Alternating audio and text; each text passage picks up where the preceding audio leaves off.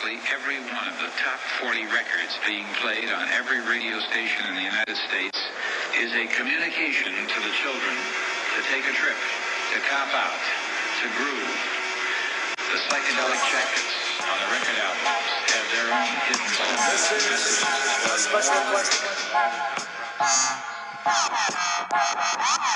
We don't want you to smoke genetically modified ganja. We want you to smoke the real thing. We want you to smoke the natural herb. Some call it marijuana, some call it sensimedia, some call it lamb's bread, and some people call it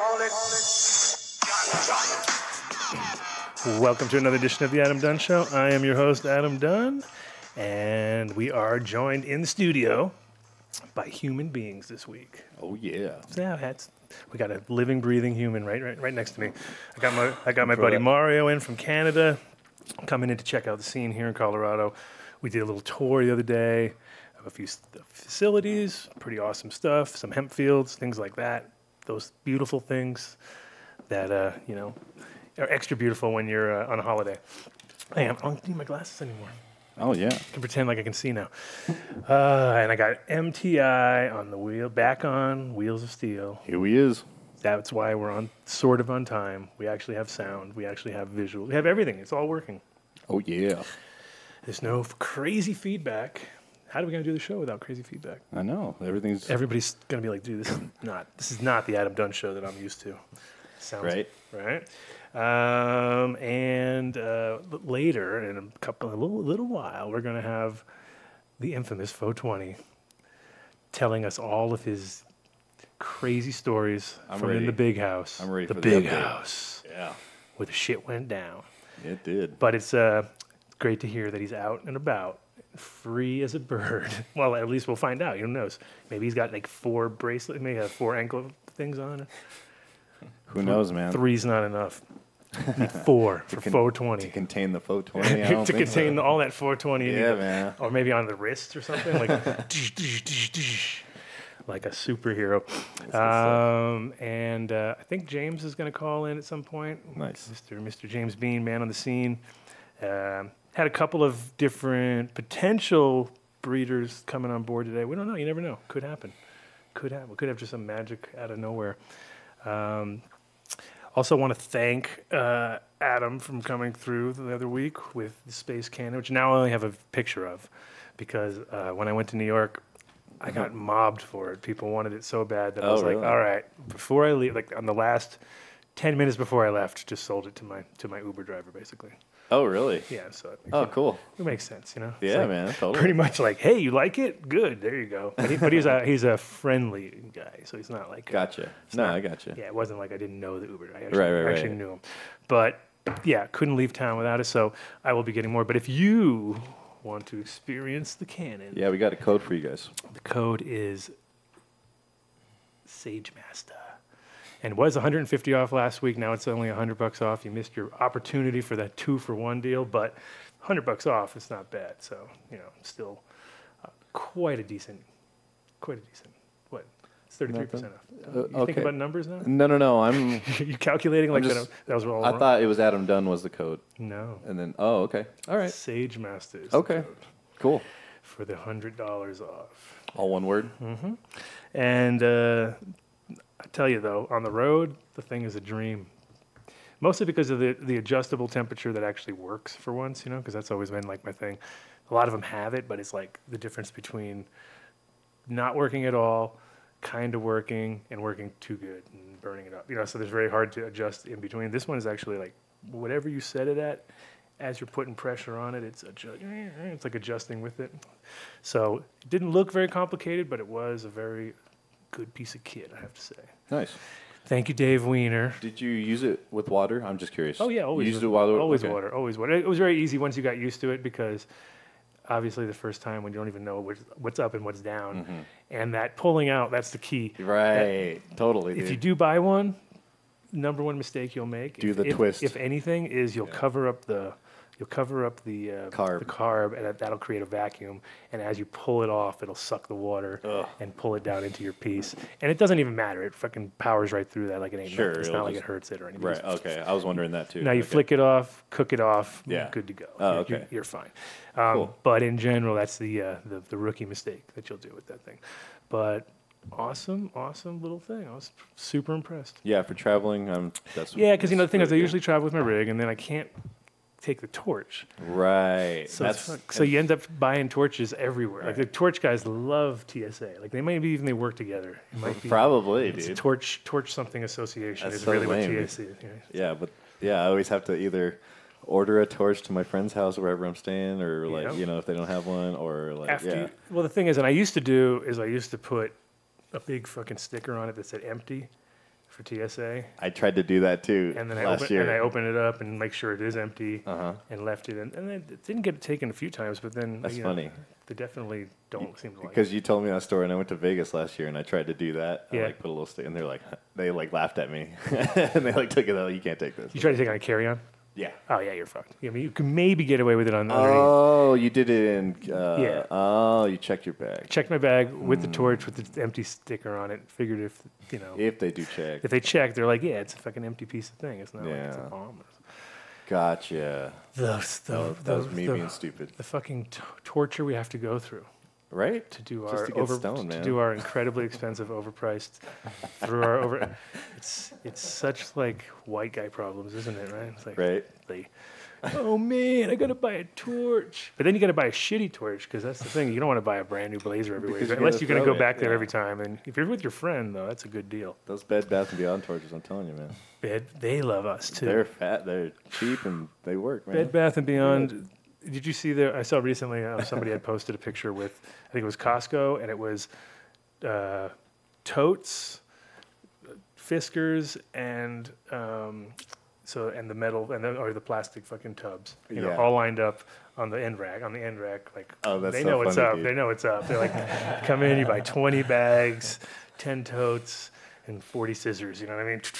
That is so funny. Yeah, it was somebody was thinking. I'm sure it was a NorCal thing because that was always it's the turkey bag capital of the world. You know? Like right around this time of year, there's little shops that sell more turkey bags out of their little gas station. You know what I mean? Than the whole state of fucking Indiana or something. You know what I mean? Because it's just like NorCal that time of year, and it's amazing. Yeah, I'm not leaving you over here in the dark, Mario. Don't worry. Don't worry. Mario's like, I'm all good. Getting tired over here. We had a pretty good trip yesterday, right? We went and saw our friends Tate over at Key to Life and picked up some little beans here from him. Then we went and saw a whole field. You pull that picture up of this original cherry. Was beautiful. Looking really good, right? I mean, wonderful. Totally different way of growing hemp than in Canada at the moment, though, right? Isn't Canada kind of trying to grow? Aren't they growing more seed, like just for seed, and that was their big commodity, more or less, up until recently, probably? Yeah, that's correct. Up until recently, hemp growers are just allowed to grow for seed and for oils, and that's it. And when you say oils, you don't mean oil like we're thinking oil. You mean like no, like the edible actual oil. seed oil. Yeah, and it's funny that it seems like America kind of took the lead on the CBD thing. Mm-hmm. But I mean, there are people producing there are CBD growers obviously in Canada, right?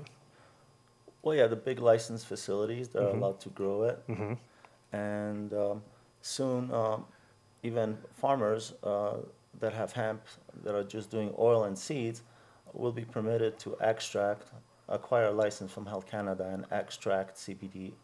That will be the new thing that Canada will allow. And so they'll do the extraction or they'll get it done? They can either ship it to an extract facility that's licensed, or they can apply for their own license and do it in-house. Yes, I mean, obviously they have to do a licensed facility. It's not like they can just be banging it together. So, I mean, Canada's a weird animal in the cannabis world to me, because at one point in time they were just killing the game. Like, back in those Beaster days, not that they were doing a great job, but they were definitely growing a massive amount of weight, moving a ton of it over here. I'm assuming that you were around then. Yeah, but I wasn't involved in any of that. But not that I would expect you were involved, of course. But, but I was just wondering, were you in the cannabis industry during that time period, or were you already just either too young or too not really? This wasn't your thing. You know, yeah, I've been around for about 10 years now. Mm-hmm. That's way after the Beaster years. But yeah, I consider those like the '90s and you know. Oh, the '90s. No, I wasn't around back then, but I heard lots about it. Yeah, well, I mean, the thing is, the reason I bring it up is just because I mean the Canadians are, like I said, they were really ahead as far as growing a lot of cannabis and being able to obviously process it and move it. But there was a kink in the system there because at a certain point they didn't care about their clientele because it was Americans, right? So who the fuck cares about Americans? So in the end, they kind of killed their own market because they would send so much shit down south that we were on the receiving end. And I wasn't even here; I was in Holland, so I just kind of. Luckily, I lived outside of America during the entire Beaster age, so I'm not talking through experience at all, but I have seen some examples of, and it was always like, wow, it's just like, everything looked like it had been rolled, you know what I mean? Like somebody had made hash out of it, because that's the thing, it's such a hash culture that I can't imagine anybody who's moving thousands of pounds is not keeping it, because that's their mentality. They're looking at it like that's the ticket. Oh, right yeah, there. definitely. Back in the 90s, hash was very popular, so. Yeah, I think compared to America, it's still way more popular, right? I mean, they still do smoke. It seems to be one of the bigger markets for export, too, because we don't take any of it here, hardly. Well, hash in Canada is yes. Like there's these older people that from the earlier times when hash was popular, they still like to do hash, and they still source it out and use it. That's right. And I think probably part of it is the fact that, like post 9/11, just the ability for hash to make it from that part of the world to America just kind of became almost zero. You know what I mean? Of course, unless military brings it, which has never happened in the history. Never happened in the history of the United States, right? We've never shipped large amounts of drugs ever, have we? Nah, I think we have. But in general, and it's weird too, because you'd expect we'd be loaded. I mean, I would think with all the people that are there, back and forth and all that we would have created that market. But it's weird because we skipped it. Like in America, just went straight to its own super high quality, not even in the same realm kind of hash. You know what I mean? And so people kind of don't appreciate those lower percentage points, but yet totally unique profiles, because I mean they literally taste like the fucking place that that's it. You're like, whoa, yes, that's the fucking essence of that area, right?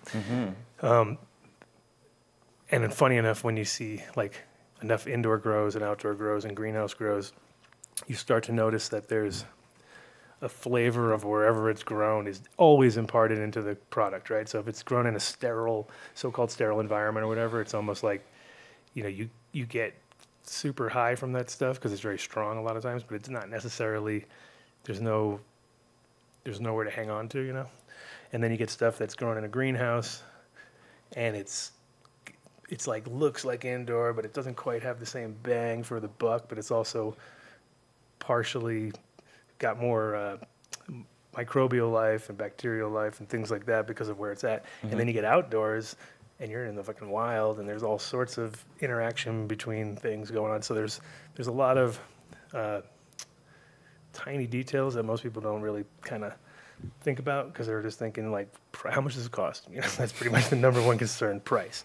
So that's why, like, when the outdoor would always kick in, prices, used to be able to get something worth anything. Now, of course, everybody's literally thinks like outdoor is something in the 800 to 1,000 range max. You know what I mean? That's like top of the fucking heap right now. And I think for anybody who's been, figuring out their books at the end of the year, knows that that's kind of like starts to become like a fucking flat line. You know what I mean? You're not. Yeah. How's the prices in Canada? What's going on there? Well, the average price per gram right now in Canada is about $7. 7 Canadian dollars. Yeah, that's the And average price. what's that average into American? About like six. Yeah, like Six, 5.5. Oh, even that low? Yeah. Wow, kicking your ass, I guess. Yeah. Kicking your ass. What's the biggest swing that we get between $1 and Canadian? It's funny because we know Americans pay attention to anything like this at all, unless they go. And when you go, you're like an expert all of a sudden, right? So 1.3 dollars Canadian equals $1 US.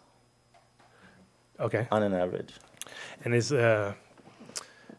because I mean, it's one of the few places left that you can actually play that game, jumping across the border and paying this thing. So what's the like, for instance, with growing and stuff? Yes.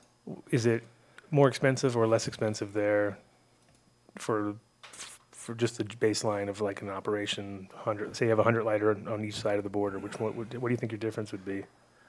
So the licensed producers, their numbers are roughly averaging between $1.50 per gram to produce to $2.50 per gram to produce. So somewhere in between. Okay. $1.50 and $2.50. Right, and I think So and that's kind of falls into line too. Most of the places that I've seen here, kind of in that 130 range, 120 to, if you're growing organically though, bringing it down below $1. That's and that's kind of where, again, as the thing turns more and more commercial, at a certain point you have to look at the numbers, right? So, and as much as you want to, but then the problem is there's always this like flip, because if you just look at the numbers, then obviously cheaper grown weed, especially if it's in the like in a hydro situation, is never a good thing. Like that's a guaranteed failure, in my opinion. Like if you're like, okay, we could take, we're spending X amount on, let's reduce the number, let's reduce the inputs on the nutrients. You know what I mean? Like no, that's like the last place.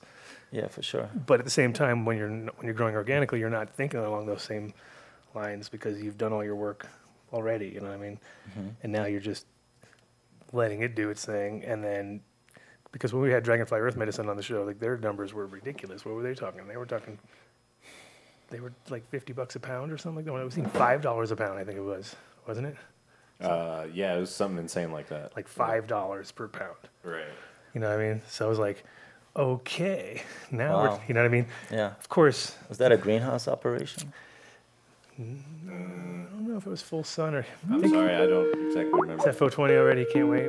No. No? It doesn't seem like it. Wow. Welcome to the Adam Dunn Show. Who we got? James Bean. Oh, man on the scene. Oh, nice. How you doing? How you doing? Good. We're just talking numbers, man. Canadians. Yeah. Oh, you haven't said A yet either. People are just pissed off right A. now. No one believes A. it. No one believes you're Canadian. Hey, you got any beasters, eh? Exactly. Well, I was grilling him about beasters, but he's taking no responsibility for it at all. So Yeah. which is I fine. did locate the M39, by the way. Did you? It's out there. I mean, I know it's out there. Yeah, that's the beaster strain. That is the true beast. You remember that strain, M39? You've seen that around still? Yeah, it's around in Montreal. Of course it is. Of course. You're never going to let that thing go. Can't get rid of beasters if you tried. So what's the scoop? You heard we're having foe20 on. Yeah, just got back from Boston Hemp Fest. Boston. Or in Boston Freedom Rally. That was pretty all right. Mm-hmm. And how? What we got going this week is we've got the Soulfire drop going. Soulfire Garden stuff. He just brought me 4 new lines. So I've actually just got done eating lunch with him. He's sitting right here. He could probably go over the 4 lines and let you guys let everybody know what's happening. That sounds like a plan. He's right here. I mean, you got him hostage or what? I know he's right there. Yeah. No, got him all tied up and shit. That sounds like your style. Yeah, for sure. Let's hear what he's got going on. Get him on the line. Hey, what's up? Yo, my friend, how you doing? Welcome. Oh, not bad. Welcome to the show. So we hear from James that you've got a little drop going on. Can you give us some details? That's right. We're dropping. Yeah, we got four new strains out. We got the Grim Bastard OG. We got the Bad and Bougie.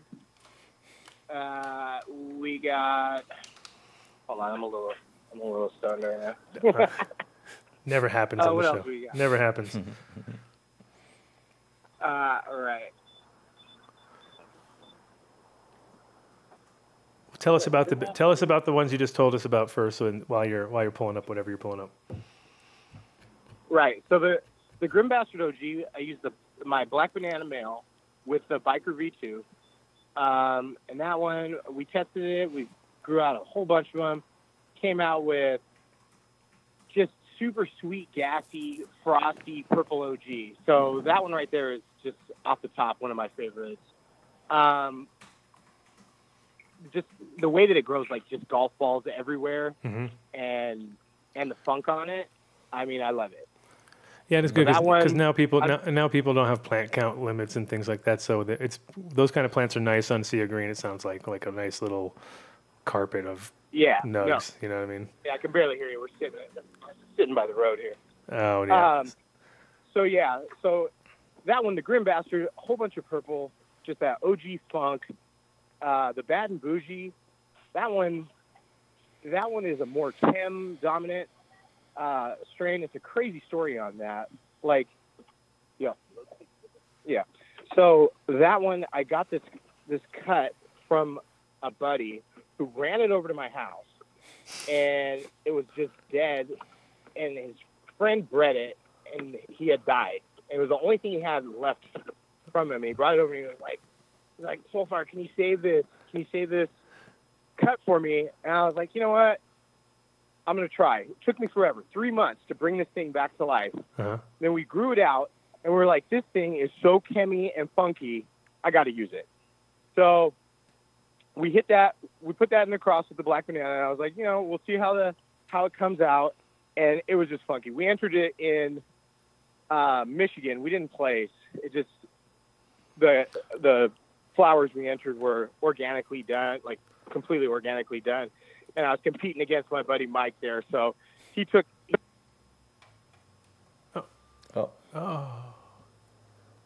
And we officially lost. No? No, it's not on my end, though. No, got him still. I think so. You're there? See what we got here. At the crescendo. Okay, now we hear you? Yeah, I'm good. Anyway, okay. Sorry, Dan, I was getting in the car. You were right at you were at the crescendo of the discussion there. You were like, da, da, da, da, da, and then, okay. All right. Can you hear me? Yep, I got you.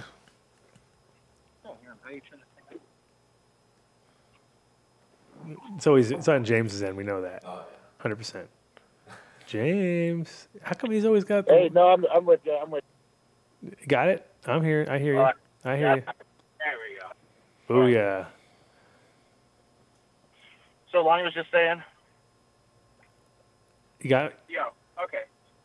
Yep. I'm back. All right. So and then our other strain that we have is the Gozer OG, and that's Stardog crossed with Nightmare OG crossed with the Black Banana Male.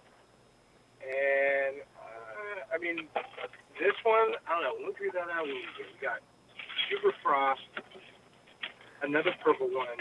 But this one's more like a floral smell. I guess that makes any sense. It's like a flowery. Floral. Does it have that? Yeah, like a floral.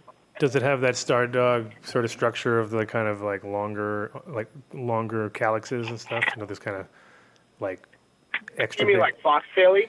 Just each calyx is individually kind of longer, not the whole plant, not the actual bud, but the kind of foxtail-y, I guess, in a sense of just like it's looser, but it's frosty as fuck, basically. Right? Yeah. I know what you're talking about. Yeah, I mean, the Black Banana adds a lot of frost to it. Like I use it because of the frost that it adds, and then like the color it adds, and bringing the flower time down a little bit. Mm-hmm. Like with my biker cut on the Grim Bastard OG, that one really wasn't super frosty, but it had the gas. It had what I was looking for in that smell, like that unique, super kind of old school gas, and then hitting it with the Black Banana Male gave it that purple color and the frost that I was looking for, and it kept my flower time down to about 60, 63. So I don't know. I mean. The Gozer OG, super frosty, super purple, more of a flowery OG, whereas like the ambassador for hosting more of like that iced tea. Right. And then the other one I brought down here from James is that Bad and Bougie, which I was talking about, which is more of a chemi type headset type thing, and then the X's Gift, which that's Mike's Exotic Genetics, his Tina cut crossed with my Black Banana. That was really special that, he brought his Tina over for me to use. Because he just came over when we were going through all of our stuff, and he was like, man, you need some OG in here. And I was like, you know what? I do. And he brought that cut over, and that was really special to get to use that, and it came out excellent. The test came out great. So we got for old James here today. And then so James, or you can ask, what's the pricing on these things? What's the deals we got? Well, normally they've been at $124.88, but we've got them going right now. We just dropped all Soulfire stuff. It's kind of for promotion. $98.88 right now across the board. That's for a 12-pack regular. 12-pack regular, nice. And then how many? Is it a super limited drop this time, or? It's pretty limited. He had a really good show in Michigan. So, Gotcha. Exotic X took 4 cups down there. He took a cup last time he was there with the Don Mega. So they are limited, but we will have several. We do have them all up though. Sweet. So that happens in about. Those will happen next Monday. We'll have those up. Okay. But you can go to the site right now and grab all the other ones for $98. $98.88. A lot of 8s. Yeah, which reminds. I know. I went crazy this week as well. Right now we got our flash sale going. So all THC's regular stock, all homegrown natural wonders, and all La Plata right now. Like, I don't know, hide your wife, hide your boyfriend. Kind of $28.88 a 5-pack. $28.88. You're going nuts. I know, nuts. Nuts, crazy. Crazy James. I want people to grow seeds though. Don't buy fucking clones. Come buy seeds. You're going to be better. You're going to be happier. You're going to have a better product at the end. For sure. So. Well, I've been out checking out some of the hemp fields too, and all the stuff that was from seed was just so much farther ahead, and even in the ground later and farther ahead. Like it was like you think that the clones would, but the clones just took longer to grab, and it was kind of like a great way to like see on scale. Like, this is what happens, you do a whole thing of clones. It's nice. They all look the same. That's good and whatever. But at the same time, there's no diversity in there. And then there's also slower. Everything's just a little bit slower, Yeah, those are no bigger. Yep. You don't get that no tap roots. Exactly. You don't get the tap root. Exactly. And that's the key right there. And then if you're going to be, want to be different from somebody, it's good to not all, because the worst thing is when you all have clones and you're all harvesting the same time because you've all got clones off the same tray, and one day everybody wants your shit, and the next day they're like, dude, I can get that from anybody. You're like, what? So you have to grow whatever it is better than everybody else, and that's just makes it even more work, right? So. Yeah. Cool. Like I say, you don't buy cups with clones with store-bought clones. We haven't seen anybody yet. But yeah, so we've got those going for $28 as a flash sale till the end of the month. We've also got our grab bags going, which for like $30 you can get a grab bag. You're guaranteed a 5-pack. For $60 you get a grab bag. You're guaranteed a 10-pack from any one of our breeders. We've also got the Colorado drop coming in this next week. All the frozen Margie stuff, his regular line stuff. We just got the Ethos drop in. Of course, still moving the Exotics drop from his last Tina drop. We just got restocked on all those. So, all kinds of goodies. Relentless is going to be. He's dropping his new stuff. He's got some new fire coming in about a week. So lots of stuff happening. Cool. Well, we'll use this as our launch off to our sponsors now, since we've got one of them on the line already. You just killed. You did it 2 birds, 1 stone. Well, cool. I'm glad you called in. And I will.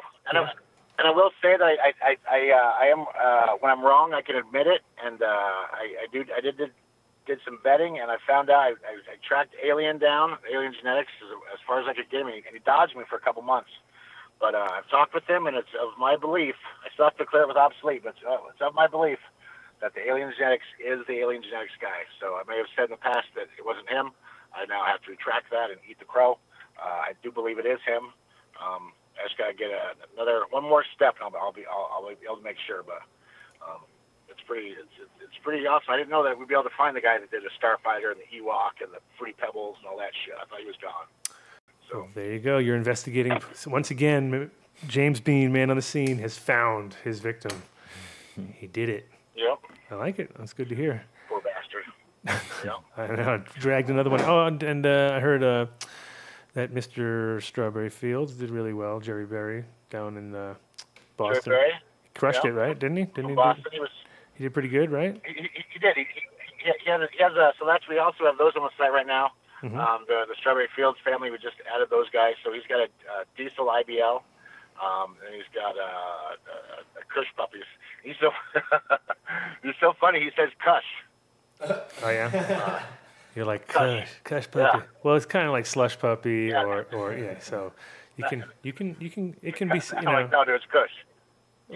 It depends on what rap you're in or what bar you're spitting at that moment. You know, you can go Kush or Kush or whatever the hell you want, right? So if they can do it, he can do it. Strands all day long, bro. Strands.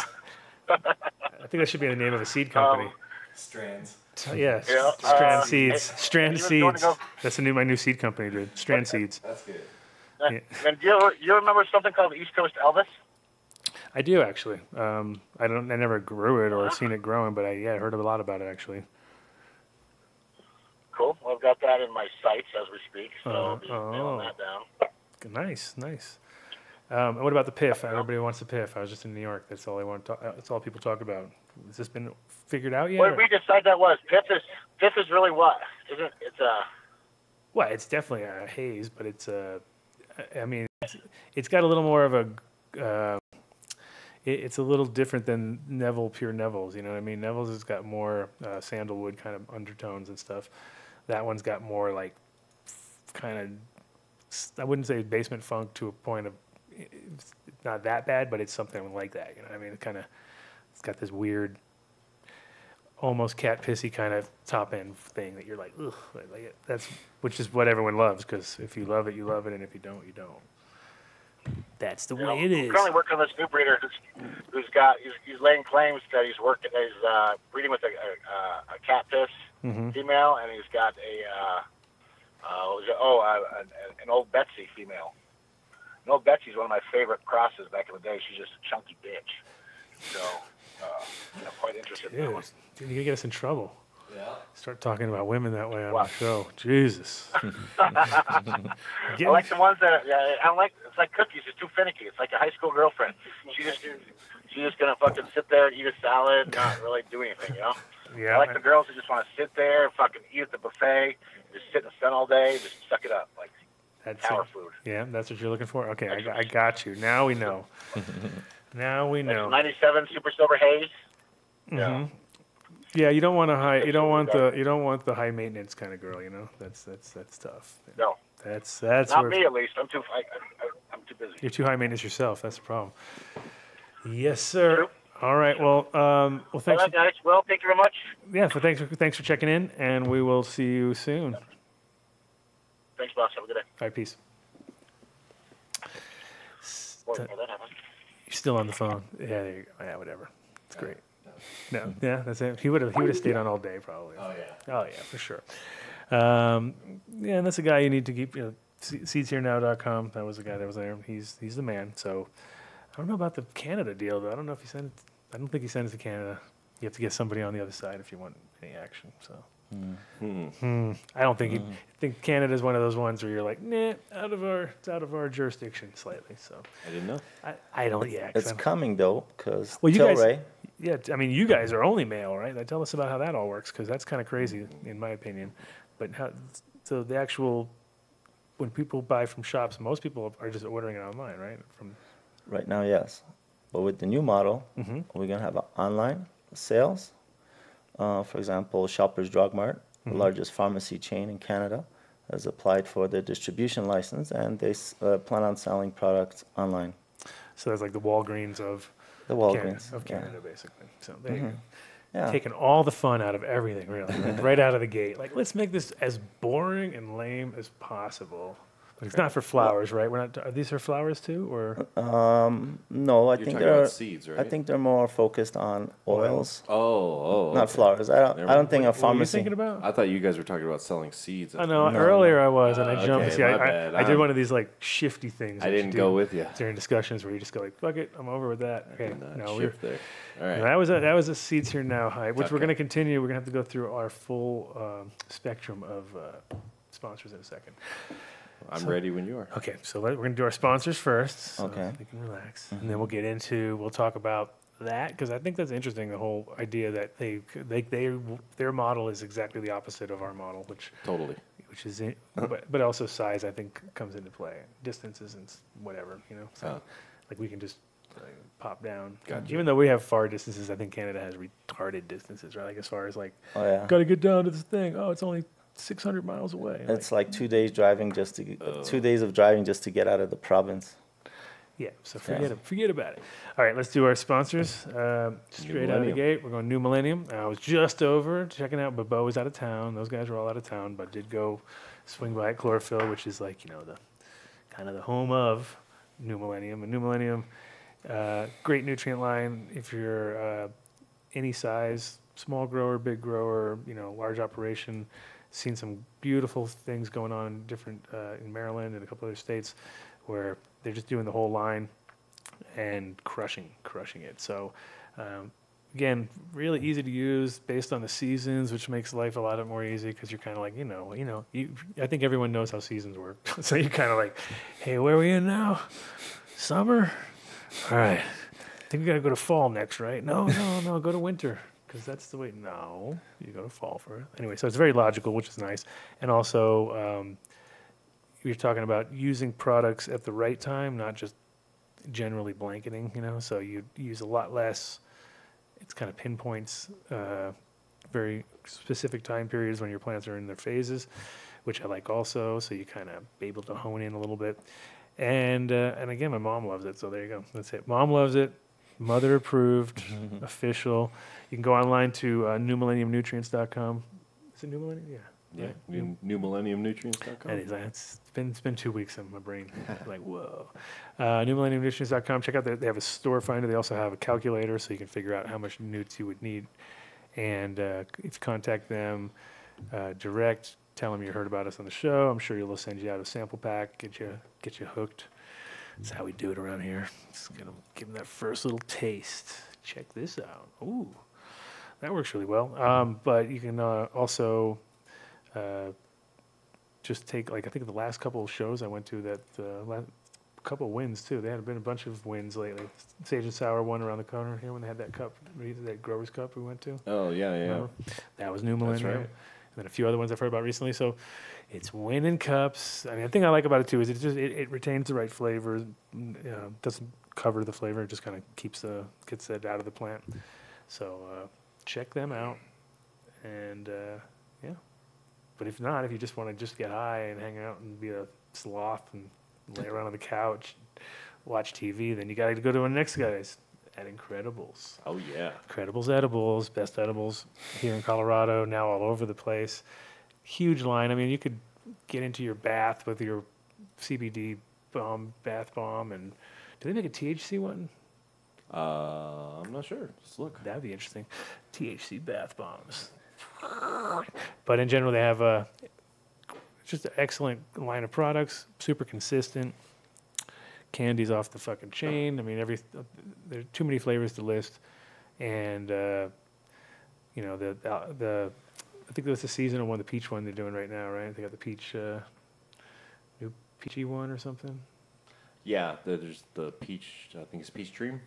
Yeah. Okay, I'm looking at the wellness thing right now, and yes, there is THC bath salt. Yes, I didn't even see. That's awesome. You guys have those? That's amazing. That's Yeah, fucking so incredible. THC I was thinking, bath because I've salts. seen a lot of CBD ones, but I haven't seen THC, and just to know that exists, that's fucking great. But yeah, quality products. Main point is they produce all their own flour. They make their own oil. They have their own machine that they sell. Everything that they do is fully in-house as far as the tech, the genetics, all the product lines that they have. So you go to iloveincredibles.com, check them out online. Again, they're in a bunch of states now. they're blowing up. But here in Colorado, it's like, if you can't find them in Colorado, then you are really bad at this whole weed thing. You should probably quit. You're in the wrong store, bro. Well, you should probably quit entirely if you're like, hey, dude, I can't stop. find them. Yeah. What? They're everywhere. So yeah, they got new packaging and everything. Oh, sick new packaging. We got all the flavors up here: key lime pie, s'mores Key bar. lime, that was the newest one. Yep, s'mores. I never even heard of that. See, orange bar, peach dream, pumpkin pie delight. I think we're entitled to a box of all these flavors for a show soon, and we need to get this. I'm going to call them and tell them that I feel like I'm really losing touch with the product line because I haven't had a chance to experience all these new things. So yeah, I need to experience all this stuff. I need to have some point of reference. I'm still talking about stuff 5 years ago. We want to get familiar with the product line. Of course. Yeah. That is important. So we'll have to put that word out. iloveincredibles.com. That is the spot to go to. And Build a Soil. It's amazing how many people I meet all over the world that are like, yeah, I get all my stuff from Build a Soil. And I'm like, whoa, you're not even in the same, same state or even in the same side of the country. But that's the beauty of him. Jeremy's located the best of the best in all products that are hard to find. Source them, good pricing, great distribution point. He's right in the middle of the country, shifting them out. If you're in Colorado or New Mexico, you get free shipping over $500, which is awesome. So if you buy over $500, obviously, so that way you could even order some soil at that point. You're like, hey, I'm gonna milk this to the bone. Does he ship to Canada by any chance? He ships to Canada, I'm sure, but it depends on the products. I'm sure some products, because Canada's got some extremes on some things, especially when you start bringing in like microbials. Microbials, what's up with that? I mean, those are good things. I know, but they don't, literally to them, it's like you're bringing in some sort of virus or something. Like, what are you doing? Are you crazy? But if you go to basically buildasoil.com or 855-877-SOIL, you can go direct, talk to somebody direct, go online, check out their site. They've got the best in IPM. They've got the best in, access to predators, whatever you need. Hard to find stuff. Cool, because I recently met a guy who has a huge aloe vera farm, and that's one of those products I buy from Jeremy, and I'm always like looking at it like it's like $30 an ounce or a little more, and you're like, damn, this stuff ain't cheap at all. But it goes a long way. It's awesome. It's like 200 times concentrated powder, and you use that in the grow? Yeah, use it on, you spray it on it's good foliar, surface tension kind of reducer too, so you can also use it as because as a foliar it's working really well because it's also gets into the plant really easily. Wow. Cloning, it's really good. You can make a slurry out of it and just use it as a cloning gel. It's pretty much everything you need is in there, so it's like it's great. It's just like a great general thing to have, and it's usually too expensive to use on any kind of scale. But now that I got the source, so yeah, start selling him the source. It's from Colombia too, so it's like white powder from Colombia. It's good, easy stuff to import. Be like, totally. I need some more kilos, man. No problems there. No problem. We got you. It's weird too because it's really starchy when you it's got a different feel to it. It's not like it's got a very weird. So weird. Yeah. Huh. But awesome stuff. And again, the thing is about Jeremy, he's just a super helpful guy who's been doing this for a while, and he's really stands behind all his products. If he has any problems with them, he'll come out, in a reasonable situation. He'll literally come out to your spot and figure it out himself. He's that kind of guy. But Two had a problem with some stuff back in the day. They fixed that. It happens, right? Yeah. Especially with soil. That seems like the medium is the fucking hardest thing to maintain.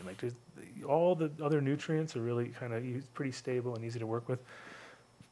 But you have to change your total source, it seems like, every few years because it all gets contaminated by, not even contaminated, it just gets, at the end, you just can't keep up, you know what I mean? Because anybody who's got good soil, I'll tell Mario will tell his boy, another guy will tell you, now all of a sudden we're sold out, you know what I mean? And then the thing is about soil, you can't magically snap your fingers and get more of it. If it's a certain blend and it's a certain good batch, you know what I mean? It kind of ruins you for the rest because then all of a sudden you get a bad batch. And it seems like it happened with a bunch of companies in the past. It seems like everybody blamed the other companies where they'd be like, well, it's because they were at the same warehouse as those guys, and then those guys had russets, and they gave it to these ones. So there was like russets coming in soil, and there was all sorts of a lot of bugs coming in the soil, and that's usually and root aphids and things like that, where you're just like, it's a nightmare. So good to know you got guys like Jeremy out there that'll help you out and get to the bottom of anything like that. For sure. Cool. And WallaceWow.com. WallaceWow.com. Oh my God! It must be like this is the most critical 2 weeks for Mr. Ron Wallace. His pumpkins must be ridiculous right now. He's always around the 2,000 range right lately. He's creeped up a little over 2,000 pounds. One pumpkin? Yes. Oh my God. Yeah, he's no joke. The thing about Ron is, and it took me a while to even kind of wrap my head. It was great to go to see his farm, because when I went to the farm, I really was like, oh, okay. It's making way more sense to me now, because it's just like the job is to kill all the babies, right? Kill all the babies, force everything back to the one, and just treat it like, like gotta get underneath it and get it up on something so it doesn't rot. There's like there's a lot of little tricks, and you gotta cover it up from the sun because it'll split and it'll get dry. There's like he's out there babying this thing, and it's 1,400 square feet of canopy. We got it for one. What's that? He said A. Oh yeah, I didn't even flew right through it. I didn't even hear it. So I missed the A, but he's got 1,400 square feet of canopy for one pumpkin. Mm-hmm. And so when you're looking at that and you see, you're like, oh, okay, this makes way more sense now. You got all these solar panels feeding all these vines that are going to this one pumpkin who's just, and he gets like 50 pounds a day when it's peaking. Like right now, it's probably coming down from, that would have been a few weeks ago when it was just like the perfect conditions, and it's just and he would sit out there in his chair and listen to it grow. No way. Crazy. Yeah. So that's one of those things where you're like, oh, that's sick. But you can experience all of this just by ordering from him. He's got the best mycorrhizal products on the planet, I'd say. And even though I can guarantee you, it's not like he's sitting there with his own. Some of the stuff he's sourcing, but he's got other. He has got this magic formula when he puts it all together, and it's like, okay, definitely worth investing in, because also if you build your whole rhizosphere really good, it's not like you have to go back like everybody does with other products where it's like, okay, now you're hooked. You know what I mean? It's like you kind of like. It's one of those things, you get it going and it feeds itself and it grows itself, and you might add to that. But especially if you're growing on like true living soil and no-till and taking it seriously, and then at a certain point that's when you get your $5 pounds, so your $5 pound, and it wouldn't be the first round or the second round, it'd be like third or fourth round. All of a sudden it'd be like the price comes down, and again, at a certain point, that's kind of what people are all focusing on. But with Mr. Ron Wallace, the focus is on nothing but fucking pumpkins. That's all that guy. That's all that guy can. Pumpkins? You should get a huge pumpkin tattoo or something like that. It'd be dope, like big back piece or something. Yeah, right. It's all super big. Yeah, that'd be super dope. That would be dope. But you can go to WallaceWow.com, check out his site. Same deal. Just tell him you came from the Adam Dunn Show. Extra special treatment. And we'll get him on the show in a few weeks when it gets down for our Halloween special. Usually is when we have Ron get the whole lowdown, see what happened, the highs, the lows. It's an emotional time for Ron, because he's either won and he's over the moon, or he's lost. Well, one year he lost to his dad, which was kind of okay, I guess. If you're gonna lose to anybody, you want to lose to your dad, right? So, and his dad hadn't been doing it as long as him. Like he taught us, hey, yeah, you should get into this pumpkin stuff, and then, what? You're killing me, Dad. So it runs deep in the blood there of the gardener of intuitions there and stuff. So yeah, WallaceWow.com. Check him out. Get your rhizosphere in gear, right? Oh, that's a good one. Like that? Oh, that's a free one for Mr. Wallace. Get your rhizosphere in gear. All right, what else we got? What else we got going on? Green Farms. Oh, Mr. Green Farms. Green jeans. I always think of green jeans. There was a Mr. Green jeans on an old old TV show for kids. It was like a kids. It was either, I think it was on the. You know what it was? It was the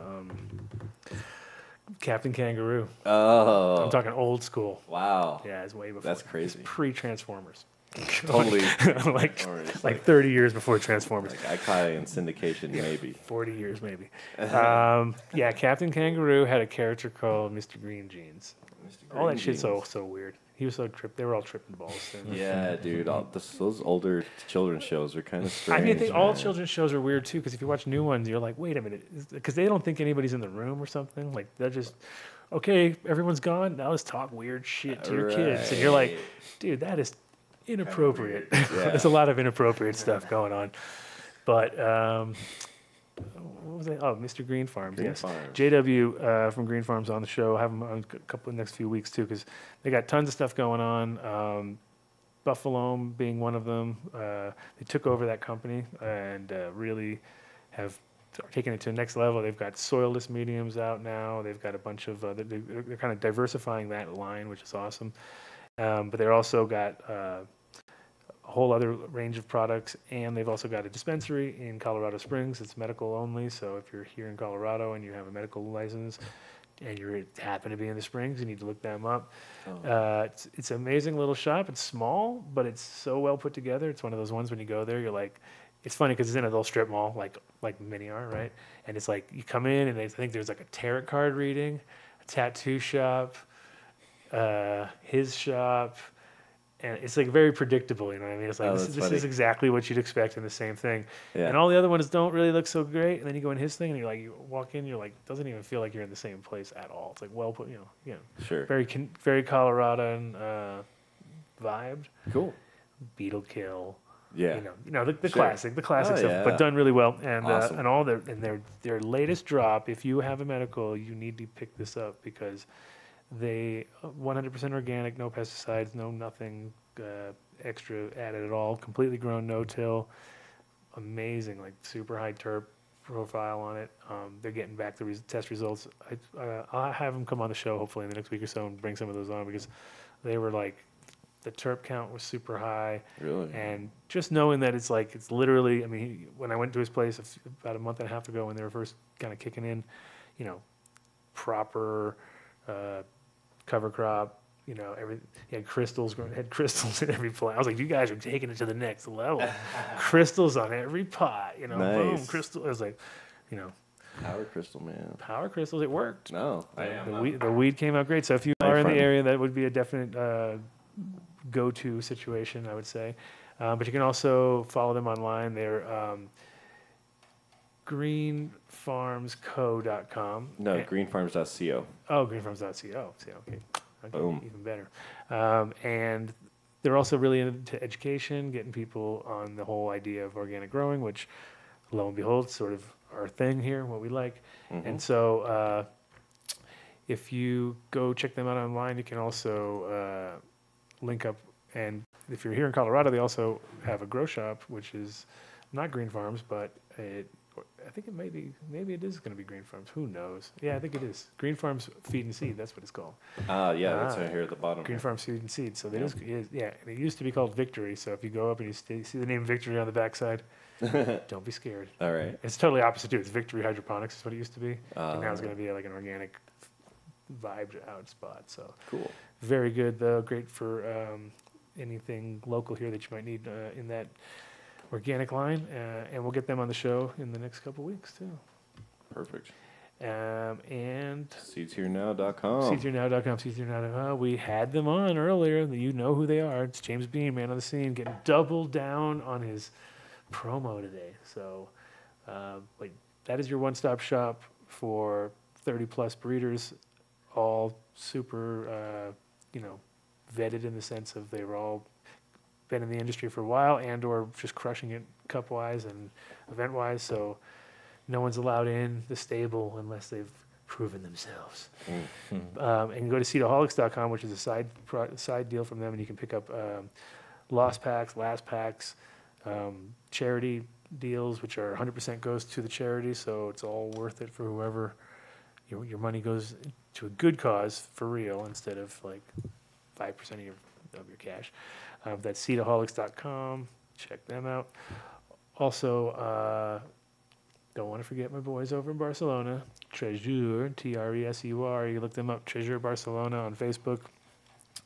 Get an address there, mosey on over if you're in Barcelona. Tell them the Adam Dunn Show sent you. Get a free membership, which I think is about $35, something like that. Hey, take it while you can. Free membership. Do it. And they got some great weed on the shelves right now. And Petey, talk to Petey, the owner. Tell him the Adam Dunn Show is your reason that you're there, and I guarantee you will be taken and brought. Because every time I talk to him, I'm like, anybody come through? He's like, nope. I'm like, come on, somebody come through. So whoever actually is that first guy that rolls in is going to crush it. I mean, I've sent people there, but it's always been not via the show. It's just been like, gotcha. But from the show, somebody needs to walk in. It's almost going to be like you're the millionth person walking into a store, but you'll be the first. So balloons are going to fall. It's like, free weed will be flowing. It's going to be worth it for sure. I'm into it. I might have to do it myself. I might have to fly over and be my own first Be the own first person. You have to be like, Adam Dunn's here. Nice. I heard about it on the Adam Dunn Show. No. What do you stopped through there, didn't you? I have not been to his store. Oh, I thought you did. I thought you were in Spain at some point. Nope, no Spain for me in these last few years, but maybe. No, I was supposed to go to Spain this last year with Mario, but that didn't happen. Okay. But it's okay. It's all right. We'll be back. We will be back. Do we have anybody else? Secret last people? No, that's it. That's all I have here. Okay, I always feel like every week we forgot somebody, but probably did. I had a bookmark every time we had someone. So I know. All right. Well, cool. I want to thank again, since we're on shout outs, Key to Life, Tate over there, and Kyle and everybody. We were going to do our show from there too, actually. Oh yeah. We were planning on doing it today, but since I'm going to be going out of town tomorrow and it's all kind of hectic, so I was like, all right, we'll do it next week. But yeah, those guys are crushing the game, like I said, on nutrients and also on CBD seeds. So we'll be talking about that more in depth with them in the next couple of weeks. But I think we're going to set up our show over there because they have a cool little studio space that they use for doing product photos and stuff like that. So it's perfect. Awesome. It's set up amazing. I was like, yep, this is it. This is our spot. We'll take it. Cool. The price is good. Good. Yeah. Perfect. And we'll have some great guests because I mean those guys are super knowledgeable, and their product lines are pretty on point. Like, and I'm like, okay. I mean, I brought Mario. He was impressed, right? Very impressed. He's an ambassador now. He's already officially an ambassador. Oh, very nice. So, and I already talked to Tate. I said, if he's an ambassador, then I need to be the ambassador of the ambassadors. So I need to come up with a double ambassador title. There you go. Because he's going to be like, the thing about Canada is like they're not fucking around. That's one thing I'd have to say. Like, they're kicking our ass in the international spotlight. Maybe not in reality, because we know that'll never happen, right? Wow. Whoa. Unless you move to Canada. Unless you're talking about hockey, then I can't really argue, because then it gets really crazy at that point. But no, I think it's crazy. Like, the stocks are just going nuts, and everybody keeps contacting me, and I'll tell anybody that listens to the show, if you want just the easiest word of advice and you're into the stocks, the pot stocks as they call them, just go check out my friend Jason over at Wolf of Weed Street. He's the man. Like, he's pretty much nailed it for a bunch of people. The last time I was teaching a class, he was also teaching a class. This is for Cloverleaf University. And I sat in and listened to him about 20 minutes of his thing. And if I was proactive, I could have made a shitload of money if I just even thought to take half a fucking second to actually do it, but I didn't do it. And I told multiple people what I'd heard, and every single one of them called me up the next day and told me, dude, that was fucking great. Best advice ever. Like, and I was like, oh, yeah, shit. I didn't even listen to it myself. But he had said that on September 19th, which was only a couple days ago, that big announcement was going to happen, and it was going to shoot up. And for Aurora and for Tilray, exactly. And so, sure enough, on the day, exactly like he predicted, or not really predicted, and just knew what was coming around the corner. The announcement came up, and the stocks went up like a big sharp. Yeah. I don't know how much exactly. I'm not going to quote any numbers, but definitely popped up enough that it, like, people started calling me up and going, "Dude, that was great." And I was like, "Yeah, I told you That's all I know. Yes, I'm not a stock guy, and then I know other people that are stock people, and they're killing it right now because they're pulling shorts off of these guys and doing all sorts of stuff, and kind of like they know how to do it. But like I said, I'm not really savvy, so I was like, having a hard enough time with my Bitcoin situation, trying to figure that out, watching that shit, just not make any money. Like, okay, that's kind of lame. That was a stalled situation. So, but yeah, it seems like Canada is trying to purposely do everything just to be first ahead of America at this point in time, more than, I don't know, is that true, or what do you think? Well, I think what it is that the big licensed producers realize that we only really have 33 or 35 million people in all of Canada. So, that's the biggest problem. That's a serious problem, right? So we need to export. There's all these people that are looking for a place to live, I heard about. Yeah. They're kind of like near, I don't know, somewhere in the Middle East or something like that, or Greece. There's a few mil. There's a few mil floating around. You guys could increase the population by a lot, actually. Oh yeah, by a lot of land. Sounds like a plan to me. Justin, we need to import all of them here so we can sell more weed. So now these licensed producers, they're building out like 1.5, 2 million square foot facilities. How big? 2 million. 2 million individual, like one greenhouses. Facility. Oh yeah, okay. Greenhouse, I can see that.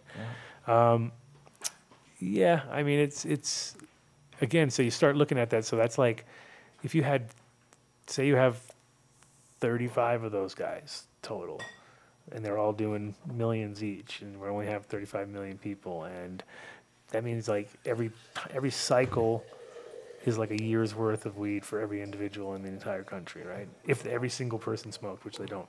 So I think that I think we would hit those numbers. Yeah. Yeah, I think it would take. That's kind of been the problem everywhere. Is we're really efficient at growing weed now. Thanks. We're really, really efficient at growing weed, so it's like it goes too quick, like and the problem that we all know is that weed that sits around is not getting better. I mean, you can cure it and make some nice weed, but no one's doing it properly, and it's just getting funked out. I mean, really. Well, I think there's a big focus going into doing extractions, and doing oils, and then creating medicines. What's the export like for Canada? We're currently exporting to Australia, Germany, as far as I know. Australia has the exact same problem that Canada has, though. Just a limited population. Limited population, yes. Yeah. I mean, Germany is big, though. Yeah. Germany's big. But their medical cannabis is not big. You know what I mean? Like, how many people? I think, because I keep hearing numbers that are crazy, like, and they exported their first 800 grams. You know what I mean? And you're like, 800 grams? That's what they imported from one country to another? And they talk, I mean, that doesn't even seem, that's nothing. That's not even a kilo. You know what I mean? That's like less than a kilo of concentrate was exported. It's usually for studying and stuff, but still, It's a little bit weird when you hear like countries like Colombia, Uruguay, all these countries are gearing up to export to Canada. And I'm like, I don't think that's going to happen. And I'm like, what the fuck is Canada going to do with it all? Like, how are they going to? We're going to have lots of our own. I mean, what would be the? I guess Canada just becomes the isolate center of the hot dog hash capital of the world or something. From beasters to hot dog hash, they've got it covered in Canada. Well, South America has very good export contracts with other countries. Yeah. So not that they've legalized it and allowing export. There's some Canadian companies that have now invested money and bought some of these Colombian companies. So it gives them a bigger international reach now. Sure. And I mean, that's the interesting part, is that everybody else is looking at things that we don't even conceive of because of our bullshit federal laws. So we're already stuck. We're all stuck in, like, we can't even do interstate. You know what I mean? And that makes it really hard because, and at the same time, it actually, to some people, they might not understand the advantage that they have right now, but right now is the only time that a lot of places have any foothold, because the minute it's federally accepted, their foothold's gone, because they're going to be like, well, shit, we could buy it from California for a quarter of the price and probably better quality in the long run, just because of the history, Well, you guys are doing great things with hemp. I mean, the farm I went to yesterday looked amazing, phenomenal. Key on hemp farms. Oh, now we're messing up your dab, making you pull up hemp farms. I got it right here. Cool. I like that. You can while you're letting the thing cool down. Oh yeah, is it up? Boom, it's up. It's up. All right, so that's hemp field that we're at. Yeah, it was 5 acres, fully seeded. Mm-hmm. Wasn't it amazing when he told us 2 plants? 2 plants seeded that seeded whole the entire 5 acres field. Yeah, 5 acres of. So it answers the question of how bad pollen can affect. How much can you cover? And this is 5 acres. He put one on one end and one on the other end. All right, there he is. foe20? Must be. It's gonna get crazy now. It's gonna get crazy. Hello. What's going on? There he is. I know. I just told everybody, hang on to your seats. Shit's about to get crazy. No. No? Dude, come on. Did they beat it out of you? They beat the fun out of you, or what? What happened? Tell us. Oh no, they didn't beat the fun out of me. No. Well, before we do that, let's introduce you to the world, because now that you've been gone, dude, fuck, no one even remembers who you are anymore. It's like, who's this guy? Right. But Mr. foe20 had some. Went to university for a little while, right? A little university course. did a little course. And a little R&R. A little R&R. Now you're back, and I'll have to say that I'm sure you have, because every time we have a show, something crazy goes down, right? We tried to do it during the car thing, and that was when the alarm went off. Then right. Exactly. So that was funny. So basically, when you called me, I 100%, figured you had some new app or something. So I was like, oh, this is little boy who cried wolf shit. Like, we're not even caring right now about you at all. Like, we're like, this guy's full of shit. It's perfect. And then about the middle of it, I'm like, it might not be. This could be real. You know what I mean? So at first, so that's what made it actually crazy, because I was like, no, it seems kind of real. And then it was like, yeah. And even after you hung the phone up, me and MTI were looking at each other like, I don't know, dude. He's either fucking really, really good. He's really, really good at holding the fucking, keeping it going, which you are, you are. You're one of the. That kind of shit, I don't think you can play off. I mean that doesn't get any more real than that, unfortunately. So.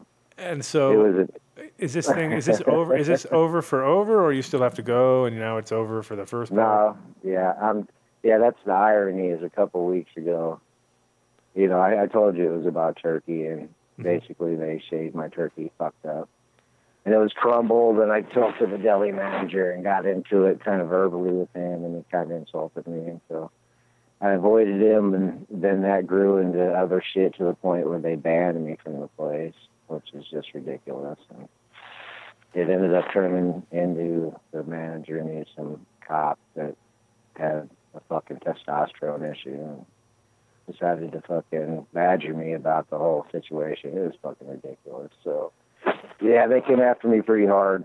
The next day I went up there and tried to solve the issue.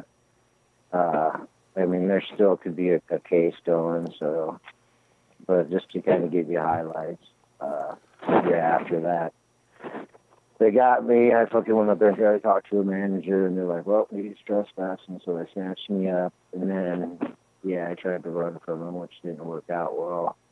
And after they got me in there... So you tried to run? You saying you tried to run? Yeah, I fucking took off. How far did you get? No, I stopped, man. I was like, well, here's the thing. The cop from the day before approached me and really went face-to-face with me. It was retarded.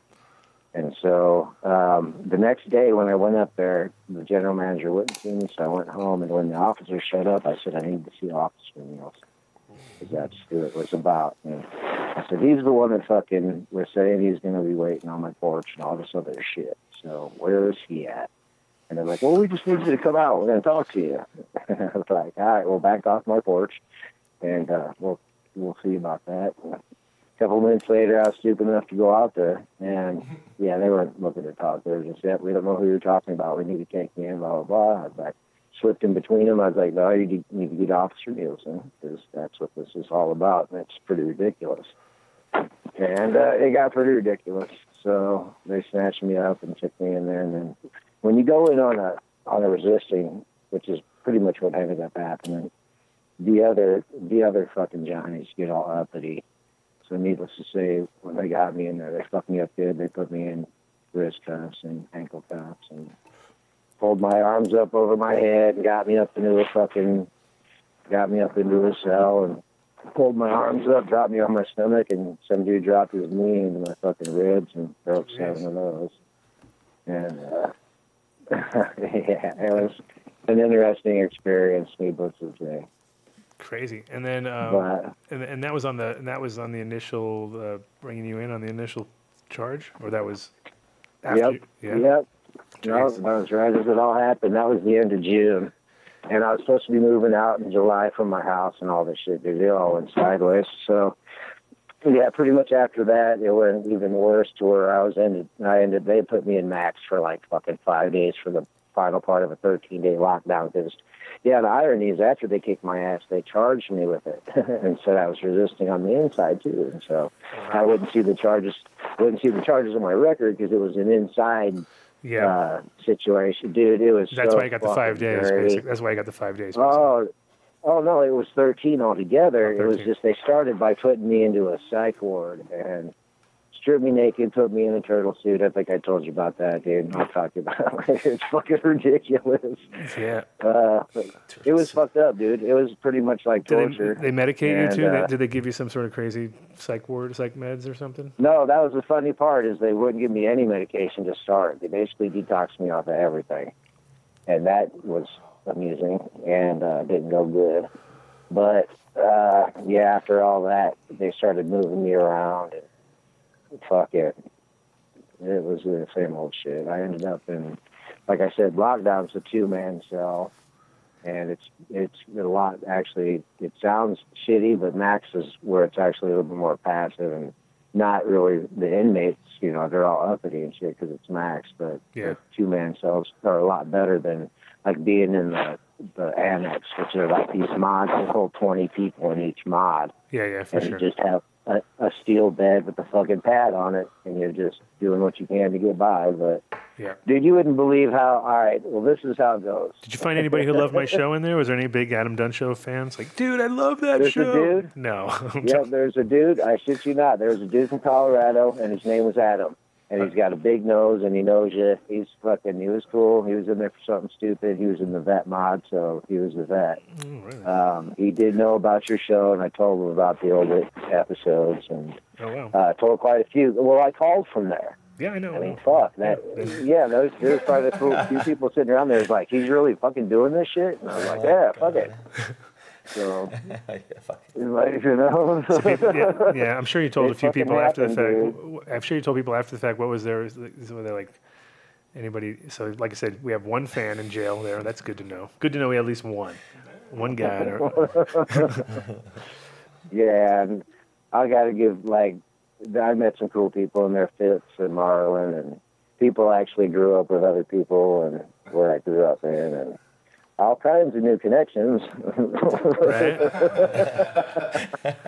Yeah, that's but the fucking sergeants and all the SEALs were dirty as fuck, dude. It was a fucking nightmare. I got into 2 scraps. I was in there for 72 days total. I could have got out 2 weeks ago, but I would have had to plead guilty and walk out with probation and shit. So instead of that, by the time my public defender looked at the fucking case, he's like, well, shit, I can get him out, and I'll make this deal.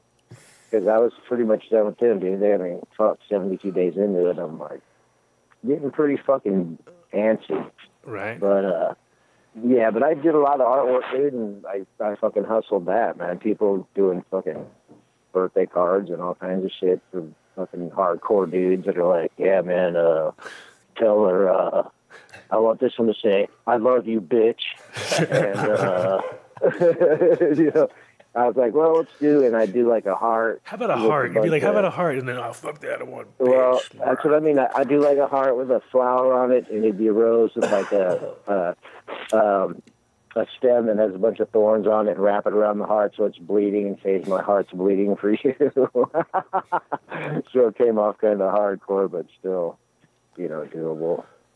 It works out. I actually brought some artwork back from me that I had in there. I did probably about 40 pieces while I was in there, and got rid of all of them but 5. So, well, there you go. I do well. I was getting soup, and I had some store. I had some money that took a while. On that 13-day lockdown that started is what actually happened. You don't get access to shit. So they're basically feeding you whatever they fucking want, and you're locked down. You can't get phone time. And you have to do loaf every day? Loaf or what? What was the deal? Oh, dude. Well, they're only set up for so much as far as what they're allowed to feed you. I think it's 30 cents a tray is what you're getting, or 50 cents is how much each tray costs. It's just a money machine. Yeah. It's actually privately owned too, of course. And it's crooked as fuck. I mean, I don't even know how to describe it. They fed me fucking putrid food that was basically, I'd say, was trying to go out of their way not only to make me sick, but I mean, I've been in food service for a long time, just cooking and whatnot. I'd never smelled anything like they were trying to give me. And I've been in there before, so it wasn't nothing new, but what they were doing to me was a whole new tactic. It was interesting shit, man. It wasn't cool. But, yeah, needless to say, I ended up coming out with talking to some good old people and got into a couple little fucking scraps, but same old shit. Back I outlost fucking everything I had working, dude. I had some Colombian black from Bodie working and some lead land race and just some shit to bring back to old schools, and that all went ass up. And right now, I still got a majority of the beans, so it's still going to happen, and we're going to shoot. I've seen some guys talking about old golds in the chat room, and that's actually one of the things we're going after is the Oaxacan. Well, we're going to call it, what is it, Oro Vejo de la Herencia, which is like old heirloom gold, and it's going to be based off the Oaxacan, so that's the one we're starting with. And it's only a 2-way hybrid right now with an Iranian indica, so isolating that's going to be like fucking, well, there's the indica and there's the sativa. That was easy. So, right, and that's what popped out of the first batch, but other than that, yeah, just kind of hanging out, man. What are you doing? Doing this show thing, doing this thing called the Adam Dunn Show still. It's pretty cool. It's on, it's on every Friday. I was telling people about it. Oh, shit, we're on it right now. There you go. I just forgot. No, we've been, yeah. I've been busy myself. I've been down in Colombia, actually, working on the thing down there. So that's why I was curious when you're saying about the golds. It's one of my goals while I'm down there. Right now I'm going down there to do CBD projects, but I definitely would like to try to get some old genetics growing in there and try to, in the right terroir and actually having a chance to possibly get it close to original as or the other way around, get it to as original as possible, so. Oh, for sure. So I'm curious on those projects that you're doing, so we could definitely collab on something like that, but I've been doing that. Breeder Steve's down there right now too. I'm pretty sure still. I mean, he keeps posting pics on Instagram of fucking like some landrace Colombians. Nice. And I'll tell you what, man, the blacks that I got from Bodie were fucking already looking outstanding, and I had a yellow. And let me explain what that kind of means. Mm-hmm. The Colombians to me are all related. Actually, the gold's related. I'd say the blacks are related to possibly Afro black. I've got a weird theory about some of the stuff. I'm not sure if it was original landrace, but the whole point is what ended up happening is they acclimated in what you have or the different varieties. So anyway, I ran Bodie's blacks, and I had a yellow out of all of them, which just means it looked like a pale plant, and you would think it was kind of sickly, but it wasn't. It had purple, which is fine, but the stalk was yellow with red tinted node points, and I'm like, ooh, nice.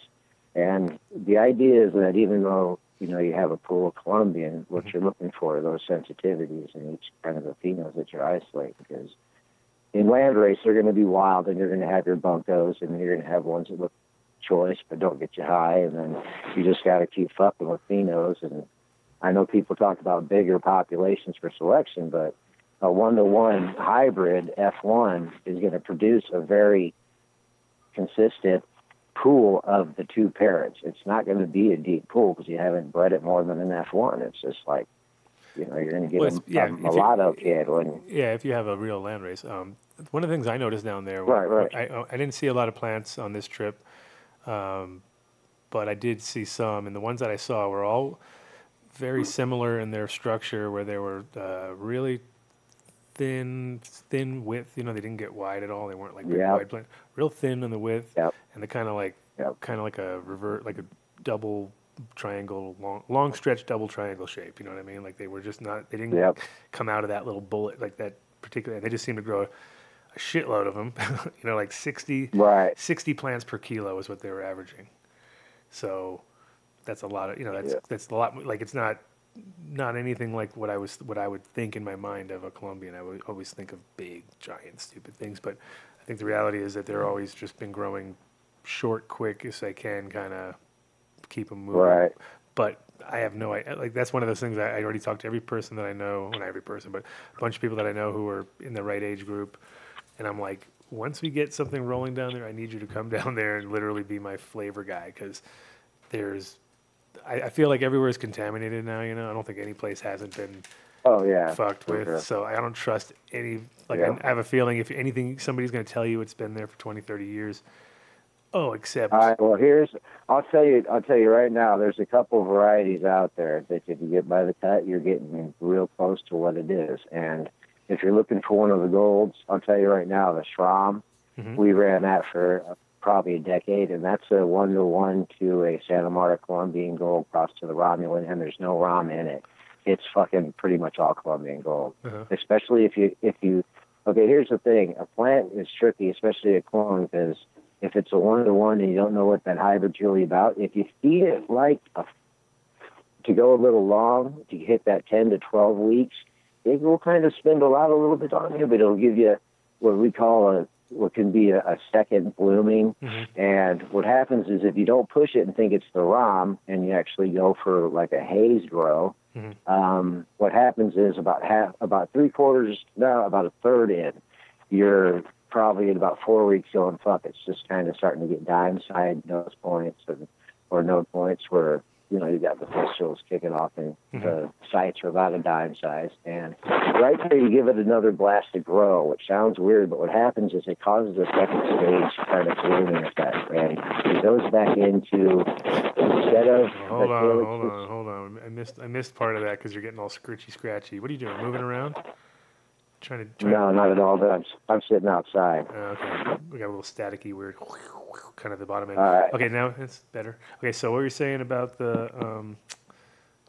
Just kind of repeat that last part again about the Romulan, whatever, from that point. Yeah. On. Okay. Yeah, the Schramm.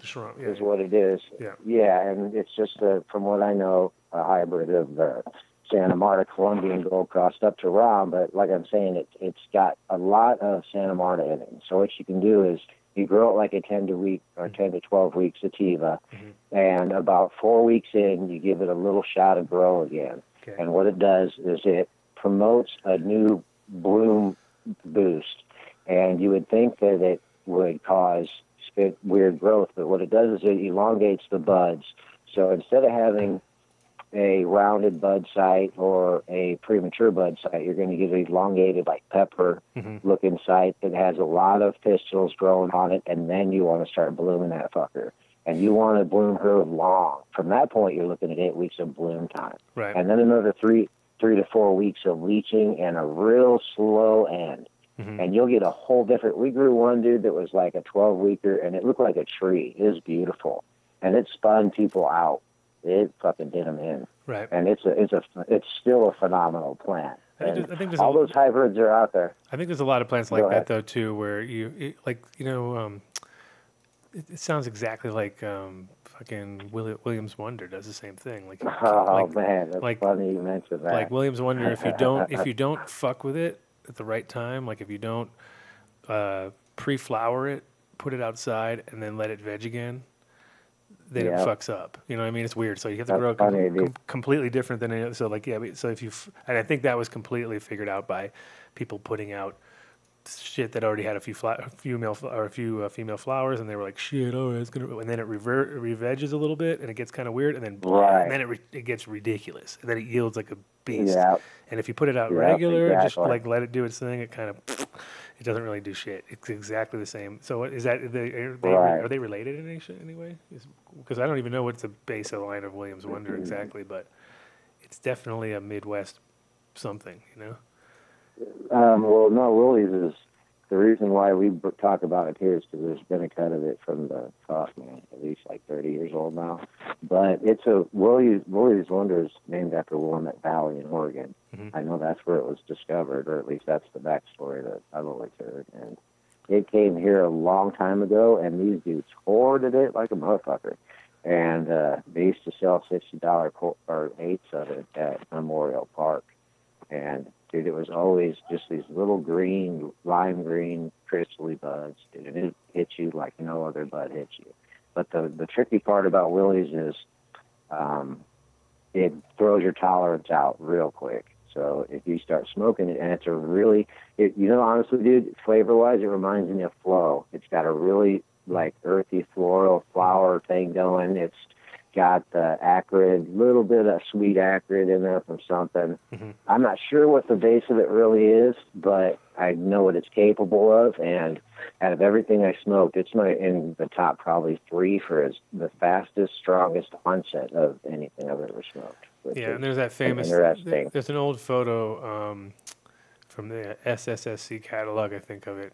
And there's like a guy carrying it out of a field, and you can see just how massive it is. You know what I mean? It's just like a big. Yeah, I can see that. It's got it over his shoulder, and it's like just this huge beast of a plant. And then, but yeah, it was like one of those things where I think that it's too bad that strain hasn't. I don't know anybody who has it. Do you? Do you have anybody who's? I mean, that's actually funny you mention it. I was locked up with somebody that I reconnected with that has access to it, the whole cut. So yeah, we're gonna get that. That was one of those ones which I think definitely needed to be grown outdoors too. Like I don't think it really does it justice. Yeah, right. And here's the thing: is the closer you get to the equatorial borders, the more endless summer you're getting. And so, what people usually don't think about is how that's going to affect a mixed variety that's really sativa leaning, especially if it's an equatorial at all, which most of the ones we're looking for are. So what you really got to do is extend that flower period, and that right there will give you spears instead of buds. Because we've kind of joked about it before. Growing a bud is cool, but growing a cola is the gola. And it's like, when you get that reflower, you know how buds will spindle up meristem cola. They'll start to wrap around the cola, and you get the full spearhead. That's, a good couple feet long. And, if you have a plant that's really let to mature in the summer and do a long season, you're talking, you don't have to do much to let that fucking thing produce. It's born to produce. You're just talking to it and let it do its thing.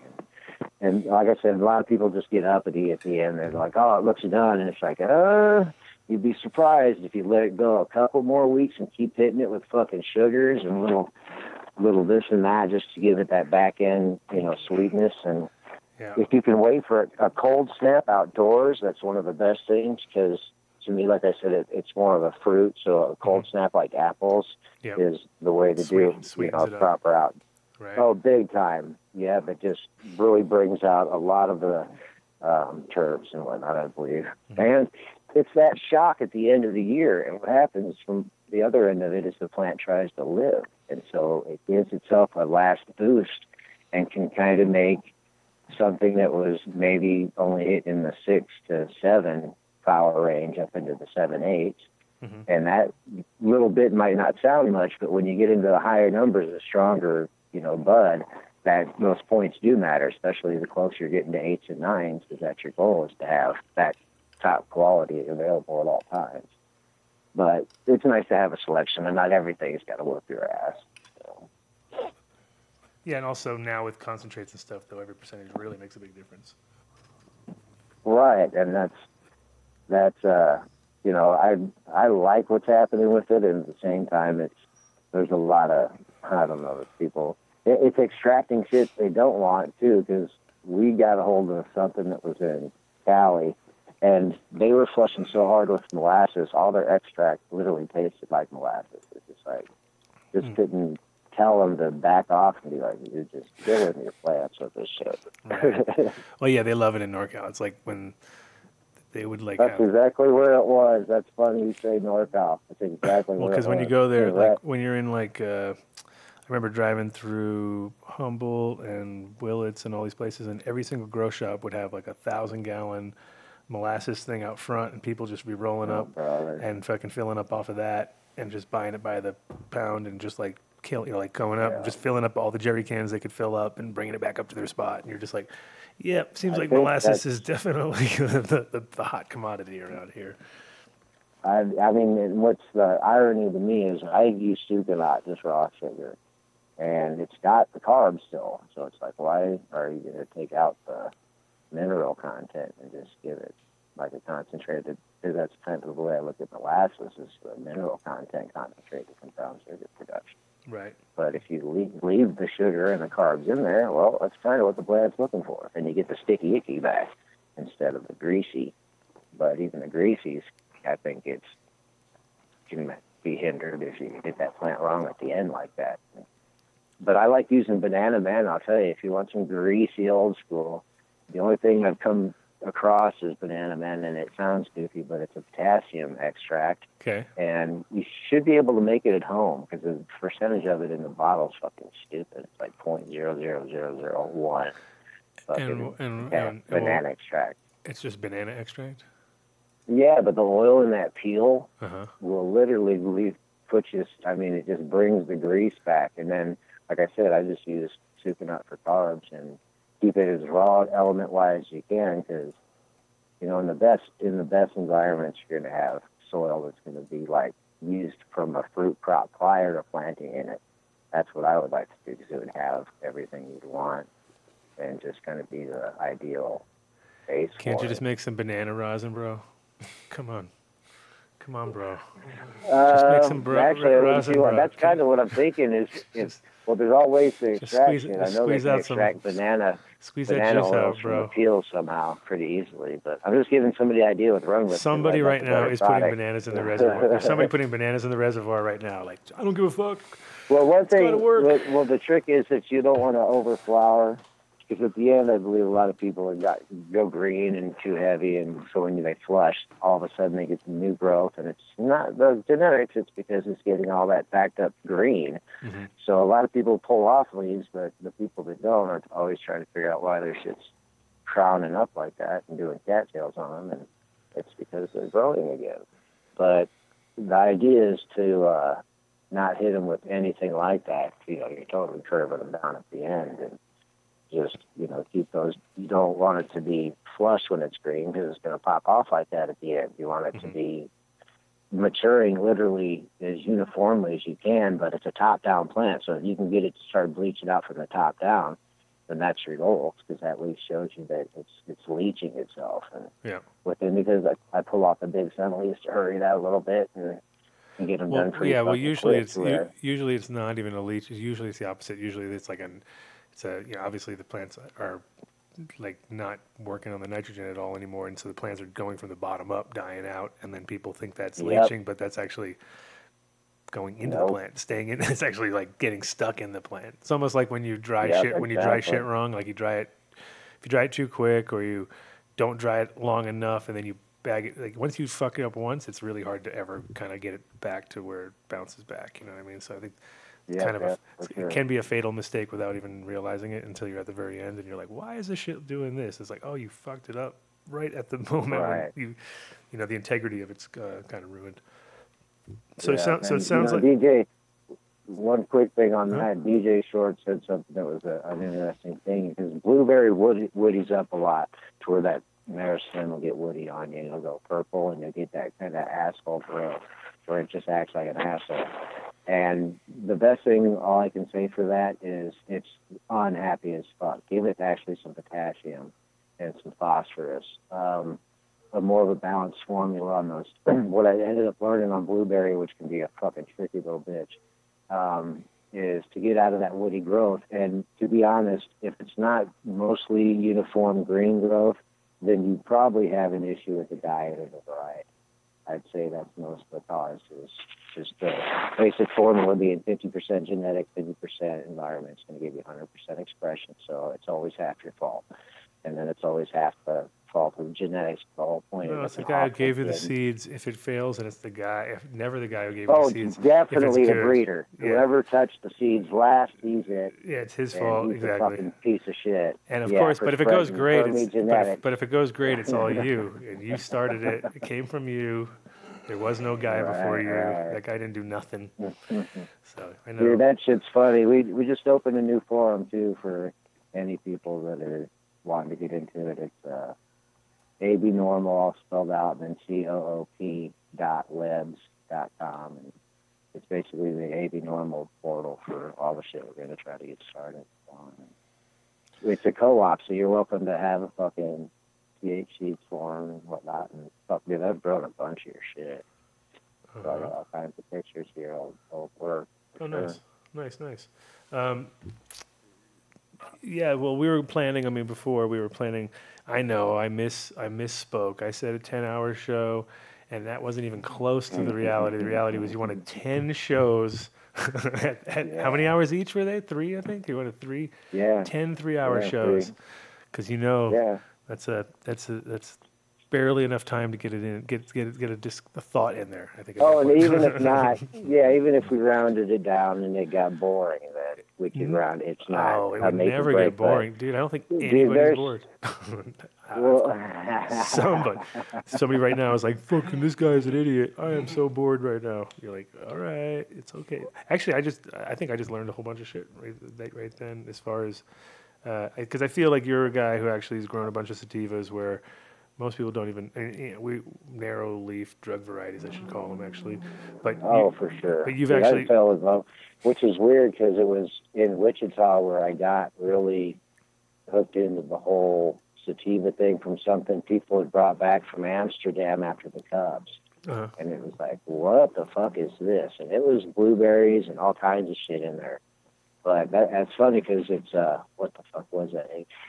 They brought back the first AK-47.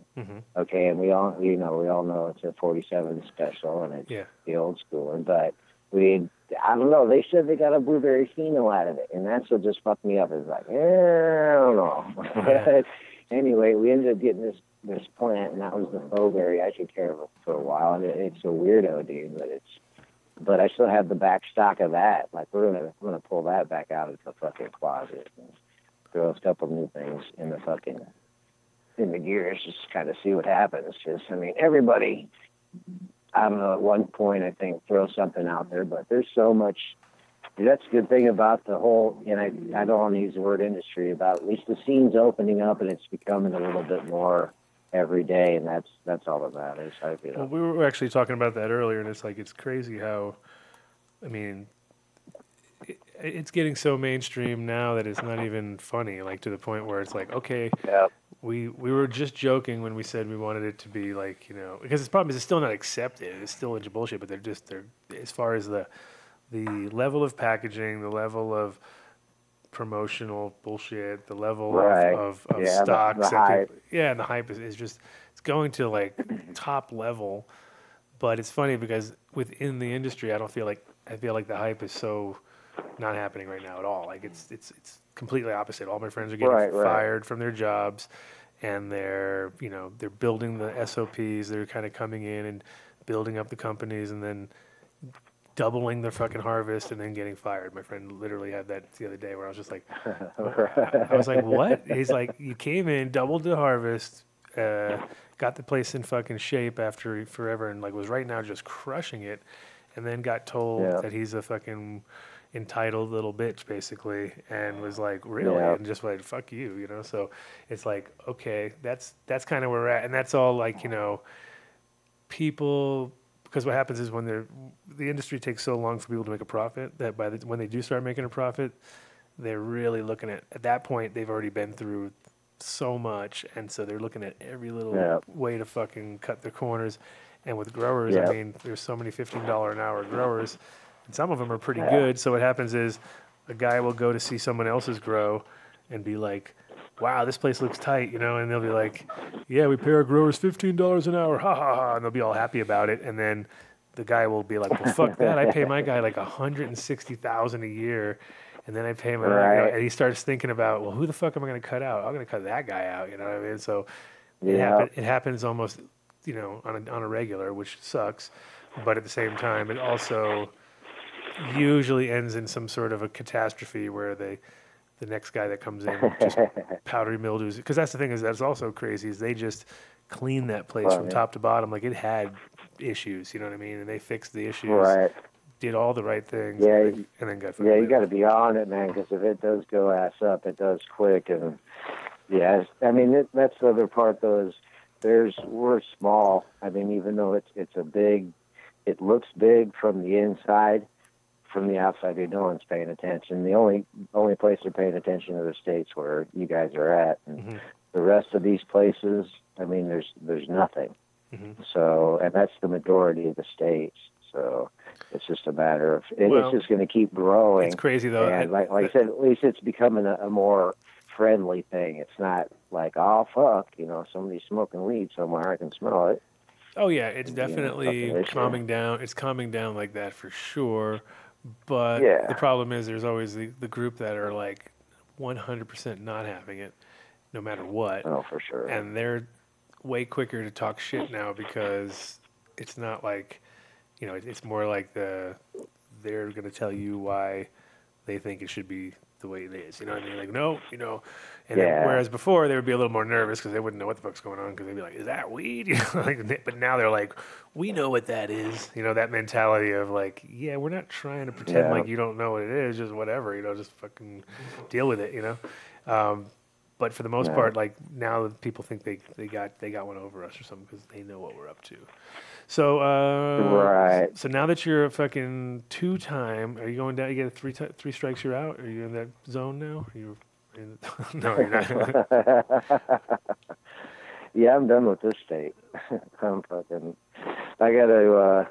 Who fucking knows what's gonna happen? I might try a lawsuit just because. Like I said, I'm not even sweating. I mean, what happened to me, dude? I couldn't. Like I'd pay somebody a good $100K to try it.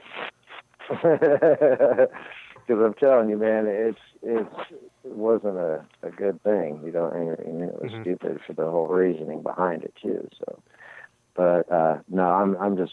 I mean, it's just a matter of keeping the violence off the record. I mean, I've had possessions, but other than that, it's been all petty shit. So, but yeah, I'm all done with that shit. Just got just getting back into the groove. So. I'm gonna end up I'll be seeing you the first week of October. I'll be in your studio there with you. I'll start planning my trips now. I'll start planning all my trips now. I'll be like, guess what? First week in October, whole family's gone. I'll wait for you. Yeah, for sure. I'll be there for. I was gonna be there for the week and do a Friday and Friday. If you want to knock out a couple of them, because I'm serious about just seeing back to back. Hey, man, you'd be surprised. There's we may have to do a lot of information out there that I don't mind. I mean, I don't mind doing long format, and then we can break it up or whatever. But if we have to, we can do like 2 super long ones, but do them on different times or something like that. We'll see. We'll see what we can do. We'll figure it out.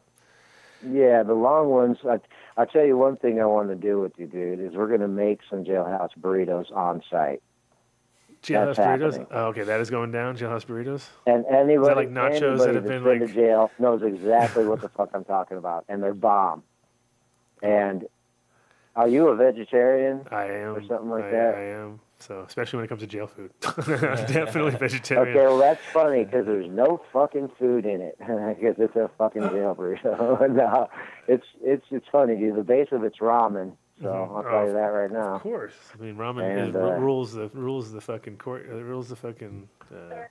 it rules the jail, dude. For sure. Between that and, like, cookies, because there's a lot of fucking twackers in there, that's for sure. It's Cookies an and interesting ramen, bro. collection of people Mm-hmm. in the shifty Midwest fucking jail system. Oh, I can imagine it's Tweaker Central in there, huh? Jesus Christ.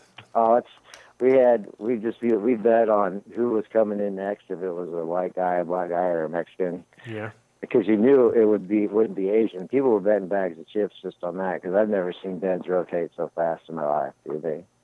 I'd say, like, on a standard day, they'd rotate at least 1 to 2 beds or more in just the mod I was in, and it'd be full within the hour. You'd have somebody right back in it, and just be like, damn. And they're making $150 off of each person per day. And they're sober, what? So that's the crazy 2 thing to about the whole... 3,000 inmates. Yeah. It's like a prison factory. That's what it is. Yeah. Oh, dude, and the food. That's what I mean. What you do is you end up getting food you get money on your books, then you buy from the store, and the store is real limited about what they got, but you can get some good shit there. I mean, there's cookies and fucking bars of normal soap, and there's only a couple proteins. There's tuna and mackerel. There's chicken. I bought the chili and beef that was in a bag. It's kind of like Hormel style stuff that is like a cryo vac, and you're making me so hungry right now. Salivating, by the dude, wait till we actually conceive like a jailhouse burrito truck. It's got to happen. Like, go to a show and just pop it up and be like, all right, we're doing it because the ingredients are cheap, and I do believe they're good. You can eat them damn near every night, and that's something that's an odd thing. Yeah, and I guess it'd be pretty easy to find guys to find people to work for you too, right? Because they'd have to be in jail, so it'd be like you have to have been in jail. You're not allowed to work unless you've been in jail. So I had 2 dudes, these younger guys I pretty much taught to make the burritos, and then after that, I just threw them a burrito for getting in there and doing the work.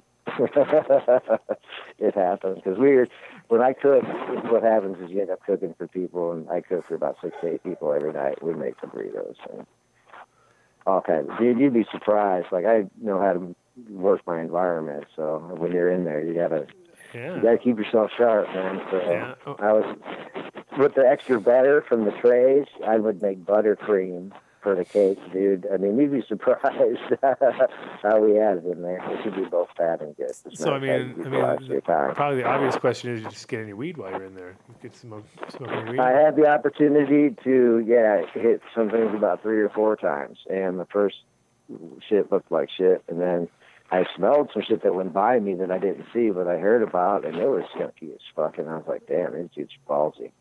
And then the last time I was going to, but there's just too many people going over to the bathroom to try to get in on it, and it just looked too fucking... Yeah. And I was down to like my last 20 days. I'm like, no, I'm good. Right. And then,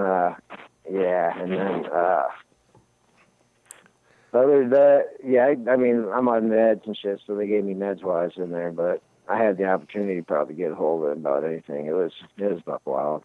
Some of the mods are not as open to getting hold of things, and the other mods are pretty much like fucking Animal House.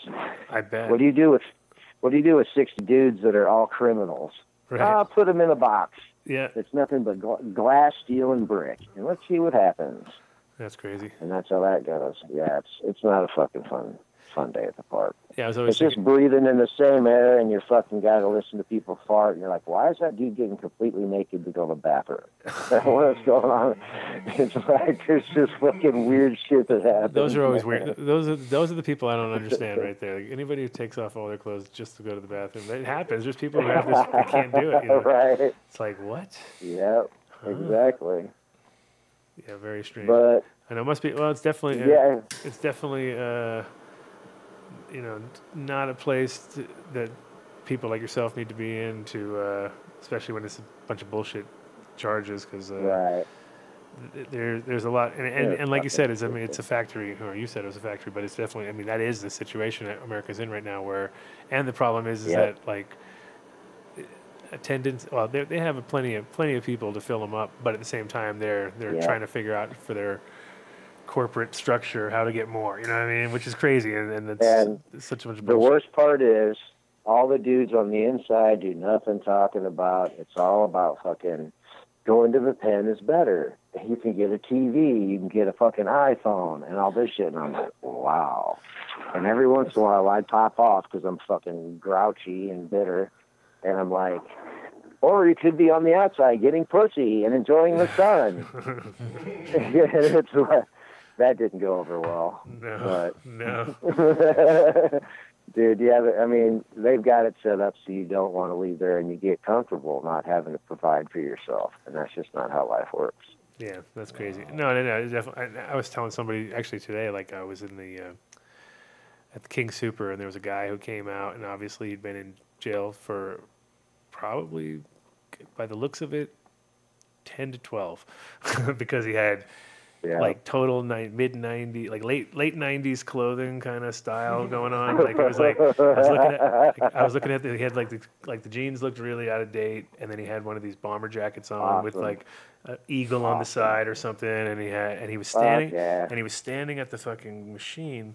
And I was looking at him because we were like facing each other, two machines, and I'm scanning my food, and I see him watching everybody scan food and being like, "What the fuck is going on right now? Like, what is everybody like? No one's talking. Everyone's just like, everyone's like blip, blip, blip, blip, putting in their card and blip, blip, blip, and he's standing there with a cash in his hand, like, what the fuck do I do, right? And he looked confused as fuck. And then I was like, oh, I definitely came out of jail just recently. And then the chick came over to help him, and as I left, he was like, just overwhelmed, dude. He couldn't fucking believe it. He was like, this is what has society come to? We can't even get a fucking cashier anymore. And that's how I feel about him too. I'm always like, I'm like, this is the end of the world right here. Like I went to the airport in LaGuardia. I was flying out yesterday, or the day before yesterday, and I go to the spot, I get some food and everything, and I'm like, where the fuck is the cashier? And I'm looking around, and then against this one wall, there's a bunch of machines, but they're like really hard to see because there's all products around them too. And it's like, oh shit, this is a self-scan place? I was like, okay, that's kind of crazy, especially because of the prices at the airport. I bet a lot of people are like, fuck that, I ain't paying no fucking, because I mean, there's like $7. I think it's more because you get caught there and you're like, you promised a bunch of people some shit and you're like, oh, I forgot shit for everybody. Yeah. And then you're like, here's a bottle of water. Mm-hmm. But no, it's kind of like, that's the exact, I mean, imagine a guy going to that, seeing that, and it's just like one of those things where you're like, so you're going to coming out of jail and you're going to trust people to just walk out the door. Like, things have changed dramatically since they first. Dude, it's such a. Okay, well, inside there, I'll tell you right now, everything's overstimulation. You're in a fucking glass box that's all metal and fucking concrete, and it's based on too much lighting, and it basically puts a bunch of bulldogs in a fucking cage and says, "Oh, have a good time," huh? And it just gets fucking worse. Yeah. It doesn't matter how you go through it. It's not a corrections facility. It's a fucking bullpen. Mm-hmm. And other than that, it's a survival thing. Mm-hmm. And anybody that's been to jail knows what the fuck's up. And I mean, there's just anybody. There's no rehabilitation in America. It's just all about, go doing your time. And and I understand that. And that's where I had an issue with the place I was at, because it was a little beyond that. Like they had some fucking like hate. There was like, there's no cause for this. I am not resisting. Whop, whop. Mm-hmm. Okay, I'm still not resisting. Please stop the assault. And it's just like, I don't know what's going on, but too much Mountain Dew or something. Some guys are all jacked up. Sounds like it. Mm-hmm. Well, besides... But I figure we'll just say this is a starter. Of course. The next one, the next one I'll teaser. This is a foe20 teaser. Well, I saved a pen. I got the jail pen, how to make a pen when you're in there that's not anti-shank proof, an actual shanking pen. Oh, very nice. You brought back some goodies. Oh, yeah, dude. And I got some artwork that's going to really blow your mind. This one guy's in there, Holland Lucas. Fucking phenomenal artist. Just, there's some badass people locked down for stupid reasons. That's for sure. Oh, 100%. And I mean, the thing is, it's such a weird thing in this country because it's so extreme when you look at the numbers and you look at all the other countries and you're like, God, we're like it's huge money. We're way ahead in the number game when you look at South Africa, Russia, all these places you'd expect it to be worse. No, because they're not making as much money as we are per person, and they're like, they're actually, they might have some system that everybody's corrupt. We know that's for sure, especially when it comes to jails. But here it's like corrupt and corporate, so it's even worse. It's the kind of like in your face. Exactly. Like, really? There was board meetings of how to be more corrupt. Compared to just that's people that there are was just a evil. Hindu Indian that was trying to get back, and they basically stalled him out for 9 months. And he wasn't in a hurry because the jails back there is like a fucking box with a hole in the floor, and that's what you get. Right. And he actually was studying the way the jail was set up because he said it was a lot more humanistic or humane. And right. I was like, well, you need to go to Medical Bay 15, and that's where the real fucking fun begins. Yeah. But he was cool. Yeah, I mean, America's kind of a crazy situation too, because like the jails and the school system. This is what I'm noticing too with my 6-year-old. I'm like, the school system is based on the jail system, which is not a good. It's like it's not really based on an educational system. It's sort of based on the same format of how they.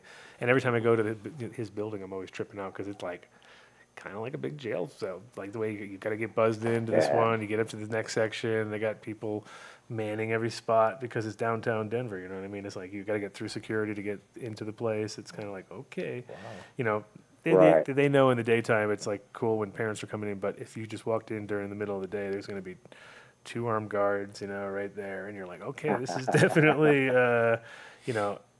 vibing like a fucking a facility of some sort. Dude, right. I'm watching the Big Kush guy talk about Keef Coffee and stuff in the commissionary and the feds. Dude, it's fucking the same everywhere, bro.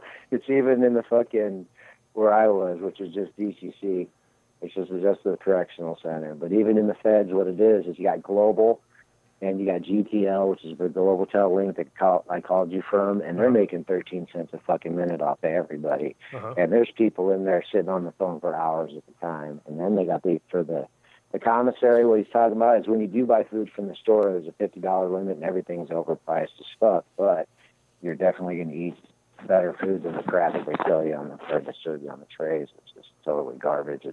I can't even explain some of that sometimes. There's at points no protein, and all the proteins are soy, and everything's from a can. There's nothing that's cooked whatsoever. It's all heated up, and it's institution food. I mean, it's fucking garbage. Yeah, no, I would not expect you to be getting any gourmet. But of course, with your burritos, dude, I'm telling you, we're working it. We're gonna hook them up. You're gonna be like, all right, man.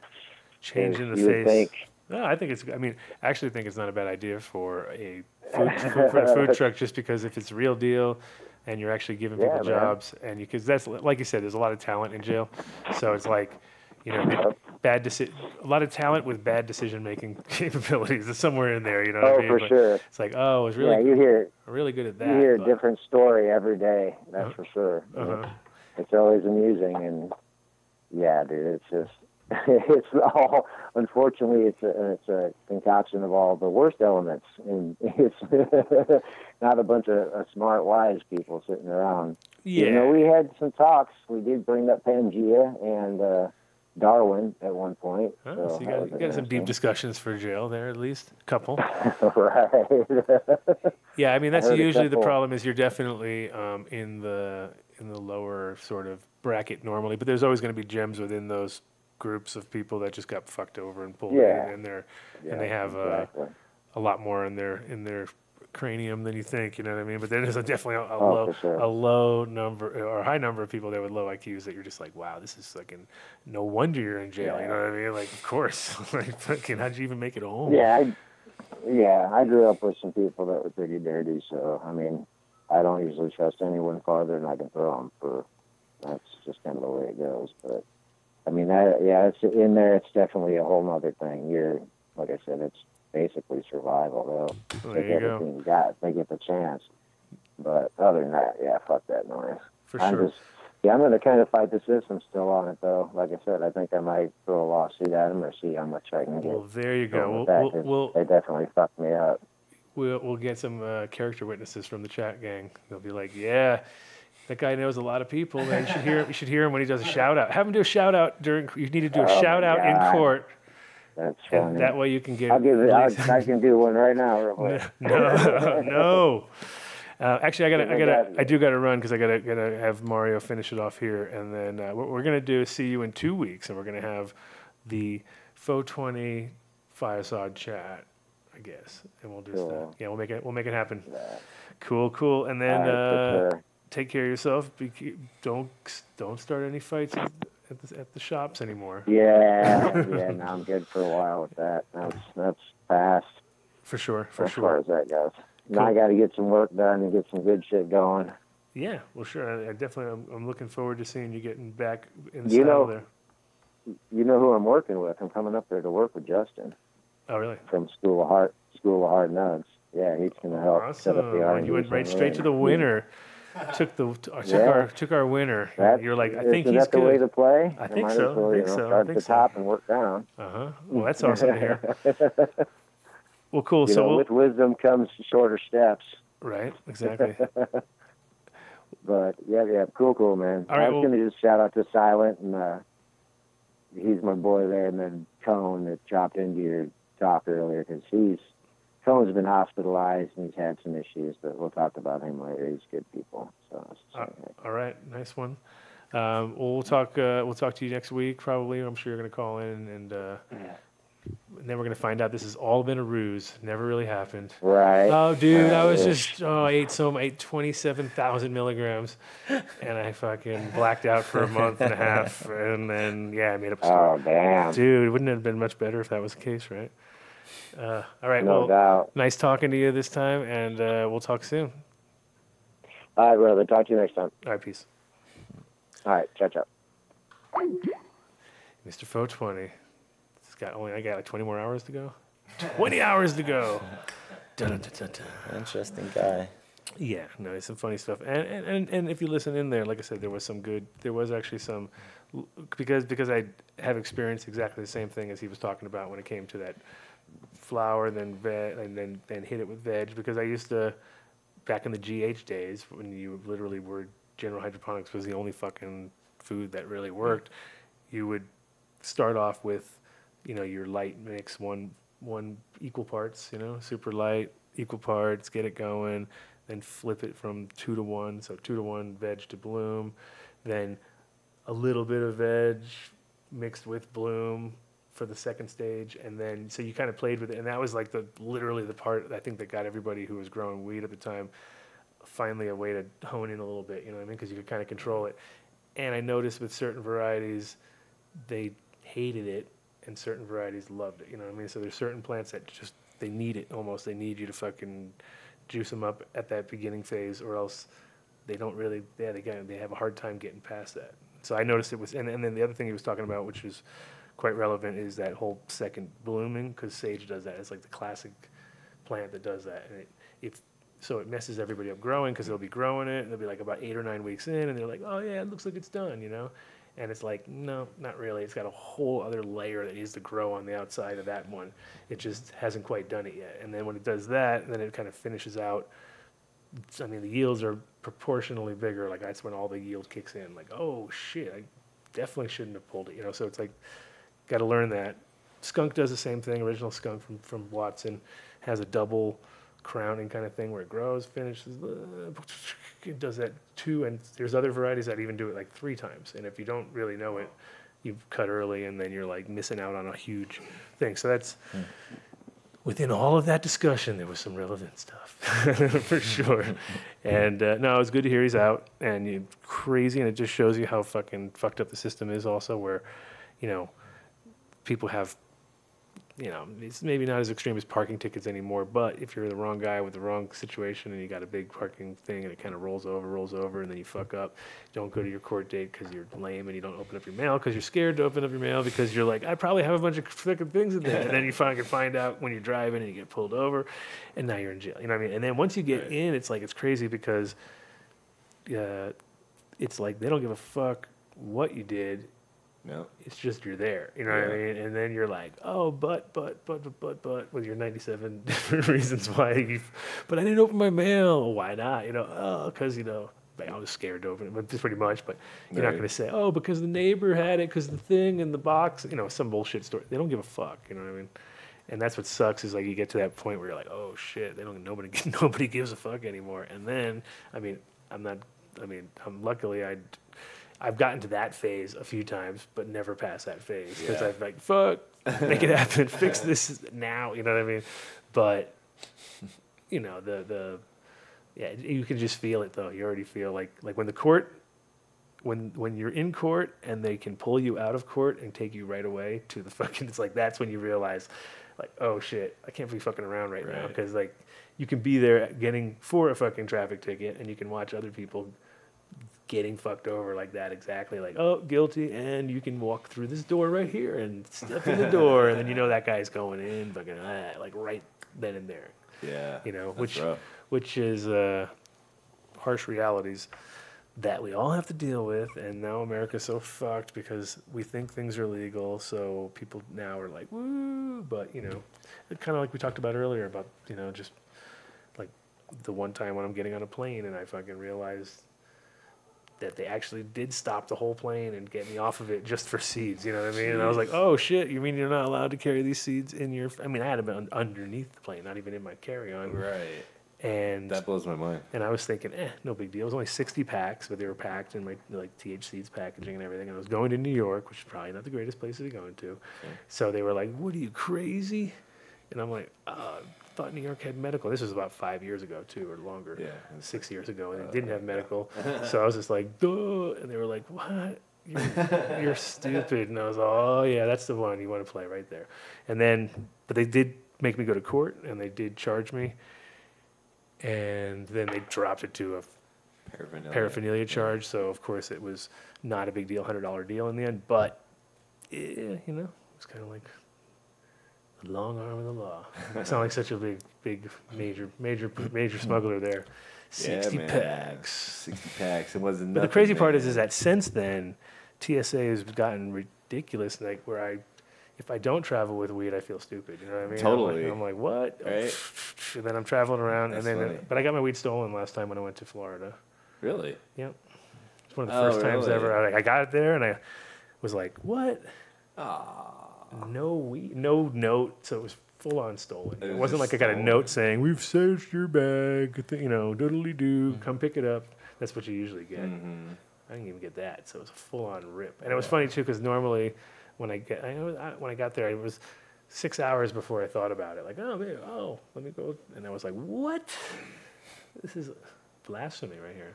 Yeah, that's a bummer. But you know, it's like they're going to take any weed that's good that's coming through. Oh, Colorado flight's coming in? All right, let's do. They're looking through. They're like, mason jar. Let's open that one. You know what I mean? Yeah. And then vomp. But you know what? One good thing that the United States government did, the federal government, they allowed a Canadian company to ship some cannabis over to the United States for research purposes. That was the 880 grams I was thinking of, wasn't it? Something low like that. It was just recently, like last week. Uh-huh. Oh, really? Yeah. Oh. So that's like for the first time ever. That's interesting. And what would be the point of that, though? Well, that the Canadian weed. Yeah. Don't say it's better. Not better, but the standards, the GMP standards. Here we go. We have a discussion right now. Boom. So they're good enough to get like good, stable cannabis over on a consistent basis, which is important for research purposes. What's GMP again? There we go. Explain GMP to people because that's one of those things we didn't. I thought we had already explained it. Okay. No, I don't think we did. Awesome. GMP is basically good manufacturing processes. And it's a standard, though, that's pretty high on the protocol. Yeah. So cleanliness, all these kind of obvious things. Mm-hmm. You have to wear gear when you go in, everything. You know, there's protocols that are held to super high protocols. You have to have SOPs, standard. Correct. Yeah. Yeah. And it's becoming the standard. So now what's interesting, too, as I've noticed, like in the last 6 months, has this have even become an issue, like in my opinion. Like, even though it's already happened, but in this last 6 months, everybody is now going after GMP standards. Oh, it's a must. It's a requirement by our I know that's our because government. right. So you guys got the kind of green light on that because of the fact that you had to do it to get to where you're, and it's happening now with labs and things like that. But it's just a matter of so many people here kind of rode in on the medical wave or whatever, and there will no way. Like if you go to their grows and you're like, it's all exposed wood and things that just aren't going to fly. Well, yeah, I think Health Canada, which is the body of government that is responsible for our health, wanted to make sure that the procedures are done in such a way like it's as if you're producing a drug. Sure. Because it is medicine. So Yeah, therefore, and they from treat it like a drug. And from a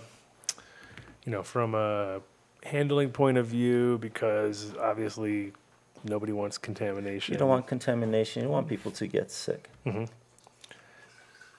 But how many people have ever really gotten sick off a bag of weed? Like, not many. Still doesn't edibles, doesn't yes. mean they should be inhaling carcinogens. True. And I mean GMP is going to be one of those it's funny because that's now the new buzzword. That's kind of where I was going with that. Is like every 6 months there's another industry buzzword. Like biomass was the big one like a week ago. And this week it's GMP. No, it's like kind of, you keep hearing certain, like, because now everybody realizes like if they want to do any international anything, they're going to have to go to that standard anyway. So yes, so not only GMP standard, but you have to go to the EGMP standard, which is the European GMP standard, if you want to ship stuff across to Europe. Now, how close are they in as far as practice, you think?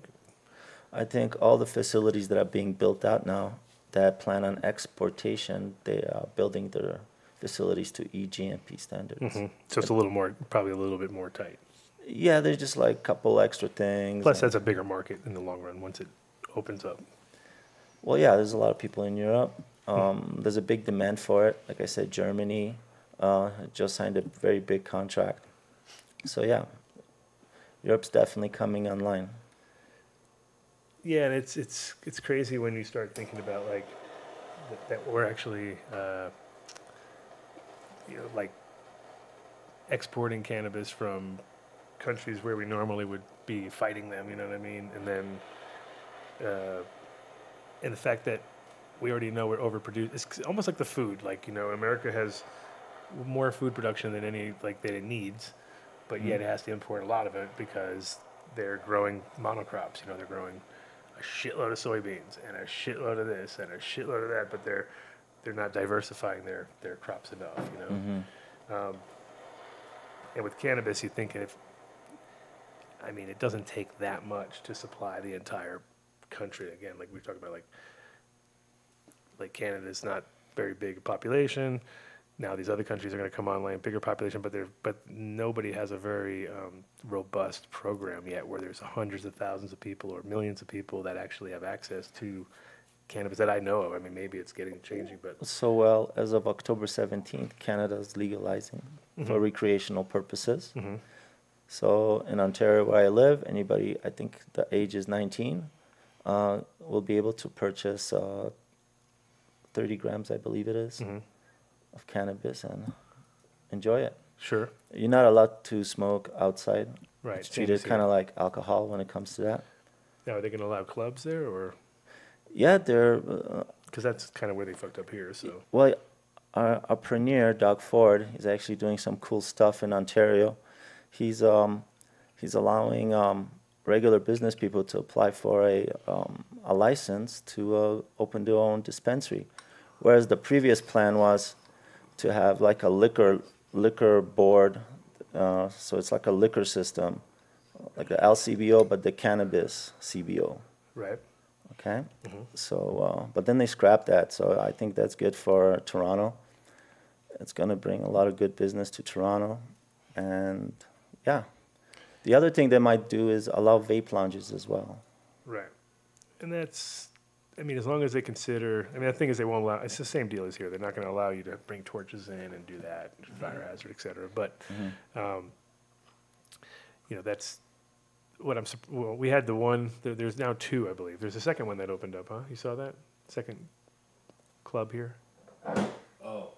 Yep, there's another one. I don't know if it's open yet, but there's a second place that got a license. Yeah. Yes. Yeah, I believe so. And then, I mean, and look how far, like, we're like years and years and years and years into this thing. And it's like, what? Second? And I don't know. I mean, I know a couple people that went to the first one, but it's not like it's turned into a must-go-to spot, you know? I'm not going to watch the Bronco games yet. You know what I mean?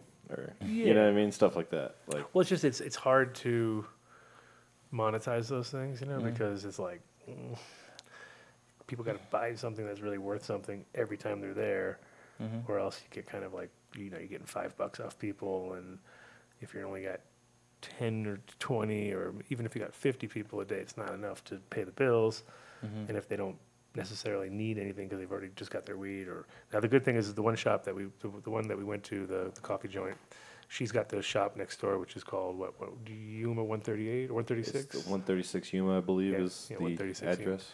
And so she has a shop next door. You can go buy weed. So she's already made her money. Then go next door, smoke it, which is like the most logical, obvious thing. You should have been doing it from day one.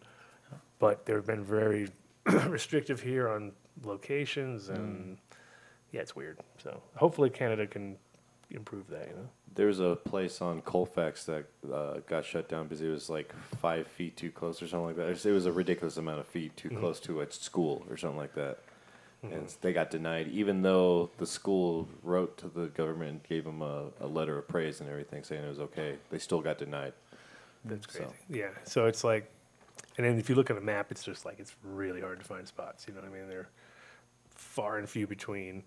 And then I think that it's also been such a kind of difficult thing with insurance and stuff, because they have the DRAM insurance here, which is like the bars have to have, because they're serving alcohol, and they want you to do the same insurance because of the cannabis. But the problem is you're not serving cannabis, you're letting other people smoke cannabis. So it's kind of like bullshit, you know what I mean? Because like, oh, so you want me to pay you $20,000 a year or $30,000? It's quite expensive.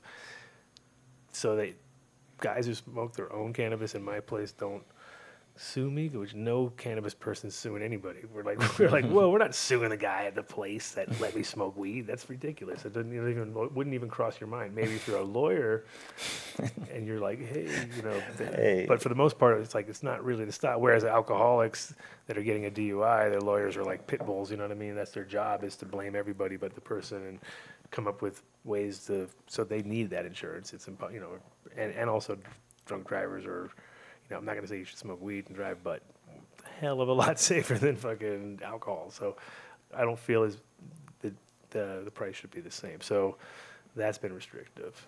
I don't know if they make her do that. I'm not sure, but I'm not sure either. Something to ask her, Rita. We'll just have to go back there. Rita, right? Yeah. Yeah, she was cool. Totally. So there will be clubs, and so what's the deal between which province do you think's got the best sort of over? Like, is it Vancouver? That sort of, is it BC? Like, who has the best product out there? Not product, but is it the policies the same nationwide, or is there differences within the provinces as far as they're allowed to, like? Is there one that's more loose than the other, or? Yeah, like definitely British Columbia is more looser, and Ontario's, because of our premier Doug Ford, is becoming more looser as well. So. Thank you, Doug Ford. And so, so where's the lamest place? Who's the lamest? Who's the lamest cannabis spot in Canada? So Montreal's kind of being restrictive. They're not allowing that 4 plants per person. Oh, really? Okay. For personal grows.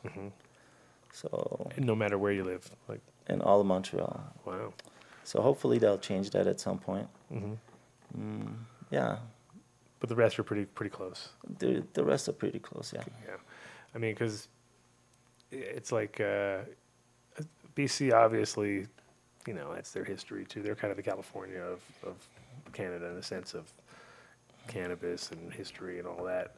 Yeah. And then it gets grimier and grimier the more east you go, right? Probably, I would assume. It's just different climate, you know what I mean? Yeah. Yeah, but yeah, no, this really. I mean, but back in the day, it was most of the weed grown in BC and kind of moved across, or that, like, kind of that western side, and then moved just kind of like here, or was it?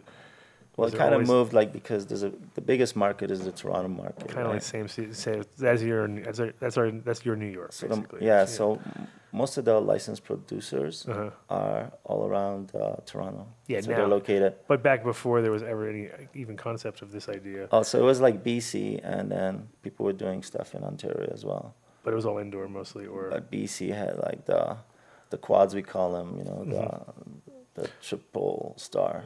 Sure, and they have a better environment. It's just granted, you know, a little bit. Well, they have good genetics, good growers, with lots of experience, you know.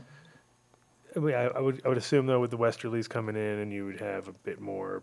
I mean, it's not quite as fucking frigid as when, because it's like our East Coast, our Northeast is brutal, you know what I mean? But there's still stuff that grows there, but it's still brutal, you know, like short season, not the same at all as either a bit more south, which would be, you know, still thousands of miles away from Canada, you know what I mean? So you guys have your starting point as far as... Well, BC built out a big network of indoor grows, you know, and they grew hydroponically, so, you know, the plants were a nice sea of greens with nice dense buds, so good genetics.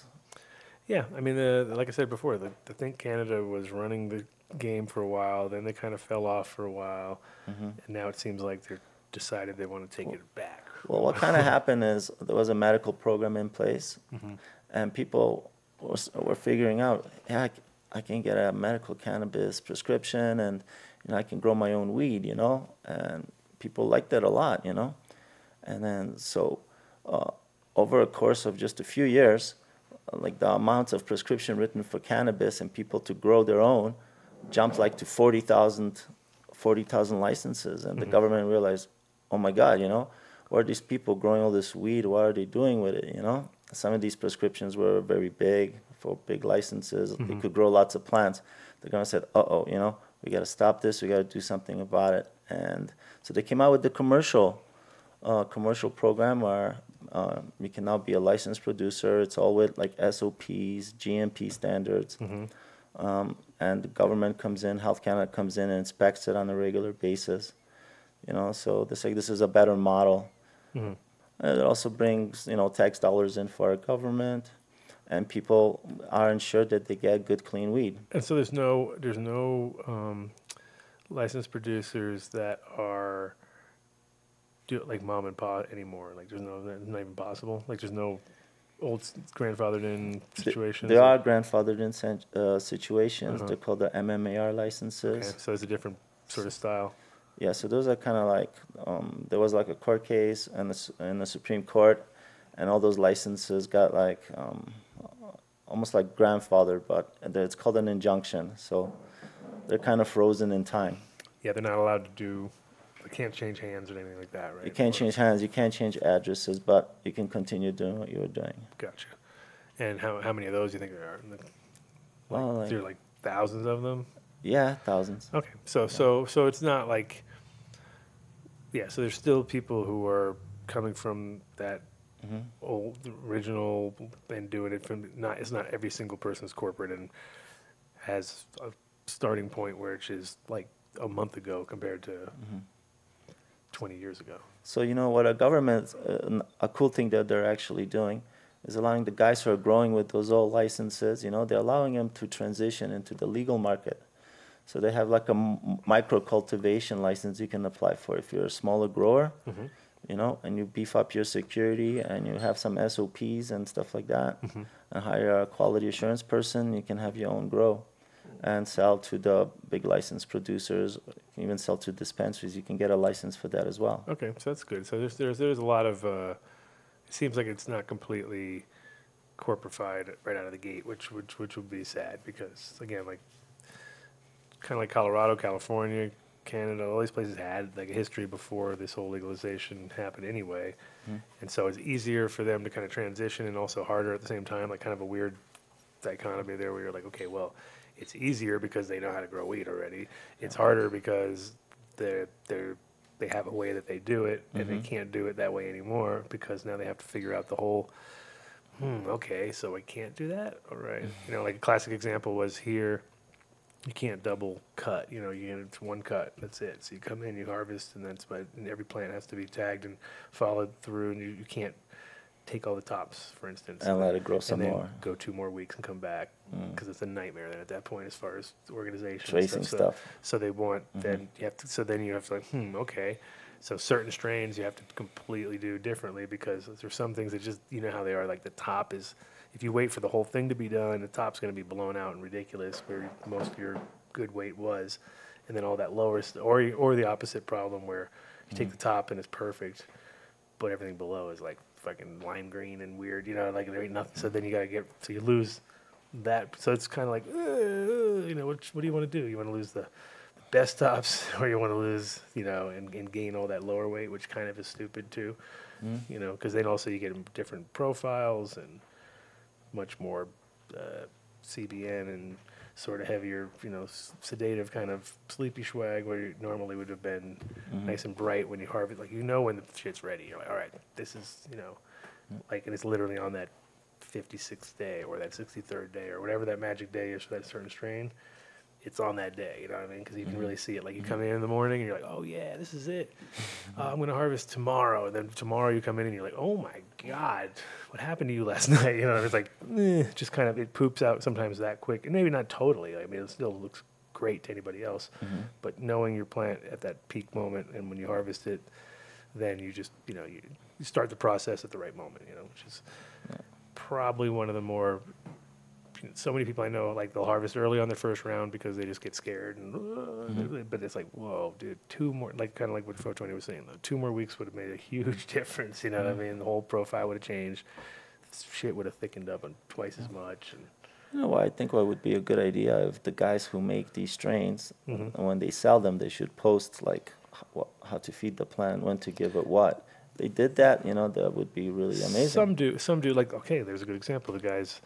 Our guy, Tate, over at Key to Life, that's his whole thing with all of his, these are all hemp strains, of course, but same idea. Like, he's making food, because he's in the food industry already, he's already making amendments in different products. So he's connecting them, saying, like, if you're going to grow the cherry, then you want to use, you know, the 9, whatever, the Cal 9 or whatever the other one was he had, or the, you know, and then different products that he has are all based on the different seeds, which is, again, then he can guarantee that they're going to grow properly and get this, because he was explaining how one would increase THC, the other would increase CBD, and if you're not knowing that, you could inadvertently get a high count on the THC while lowering your CBD, or if you knew, you'd actually do the opposite, where you guarantee keep your THC down and express the CBD part of it more, which, you know, that's, again, it's lucky because he's in both, you know,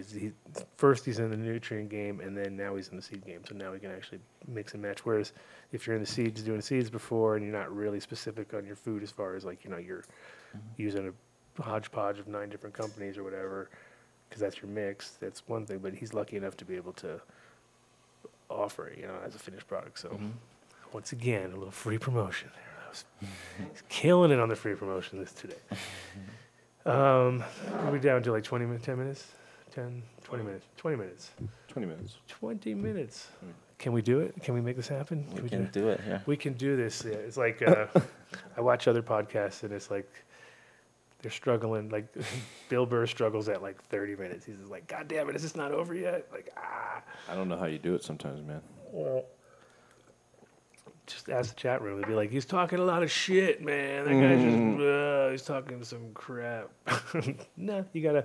Well, the thing is, the discussions on cannabis can go on forever because there's so many faceted things. And since we don't have any filters and we're not locked in on a subject, literally hours. You know, that's why I said, bring it, foe20. I can do it. I can do 10 hours in a row. I don't know if MTI can do it. He may just set it on cruise control and and just go out and get your shit done. And I'll call you if it goes all haywire. But no, you know, I think the long formatted shows in general, Joe Rogan, those kind of guys, they're more interesting to me just because the times that I listen to podcasts is when I'm chilling and driving and traveling.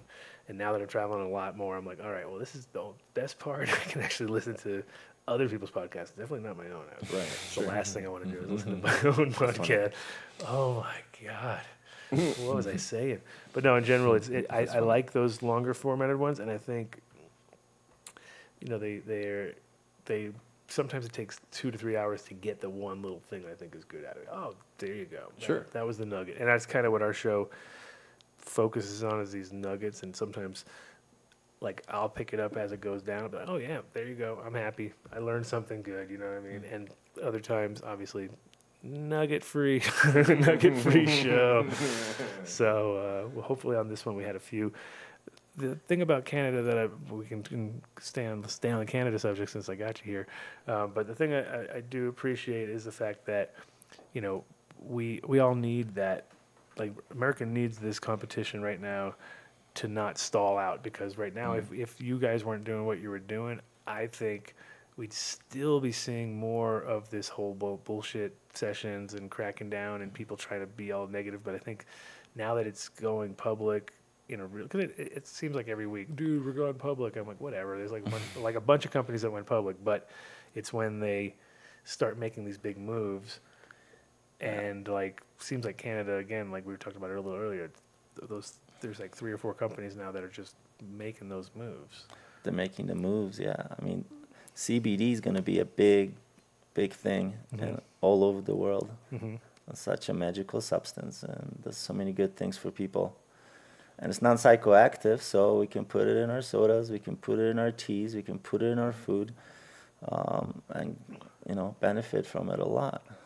Yeah, it's crazy about the Coca-Cola CBD thing. And that's a Canadian merger idea, whatever. And, you know, it's just like, that's the big...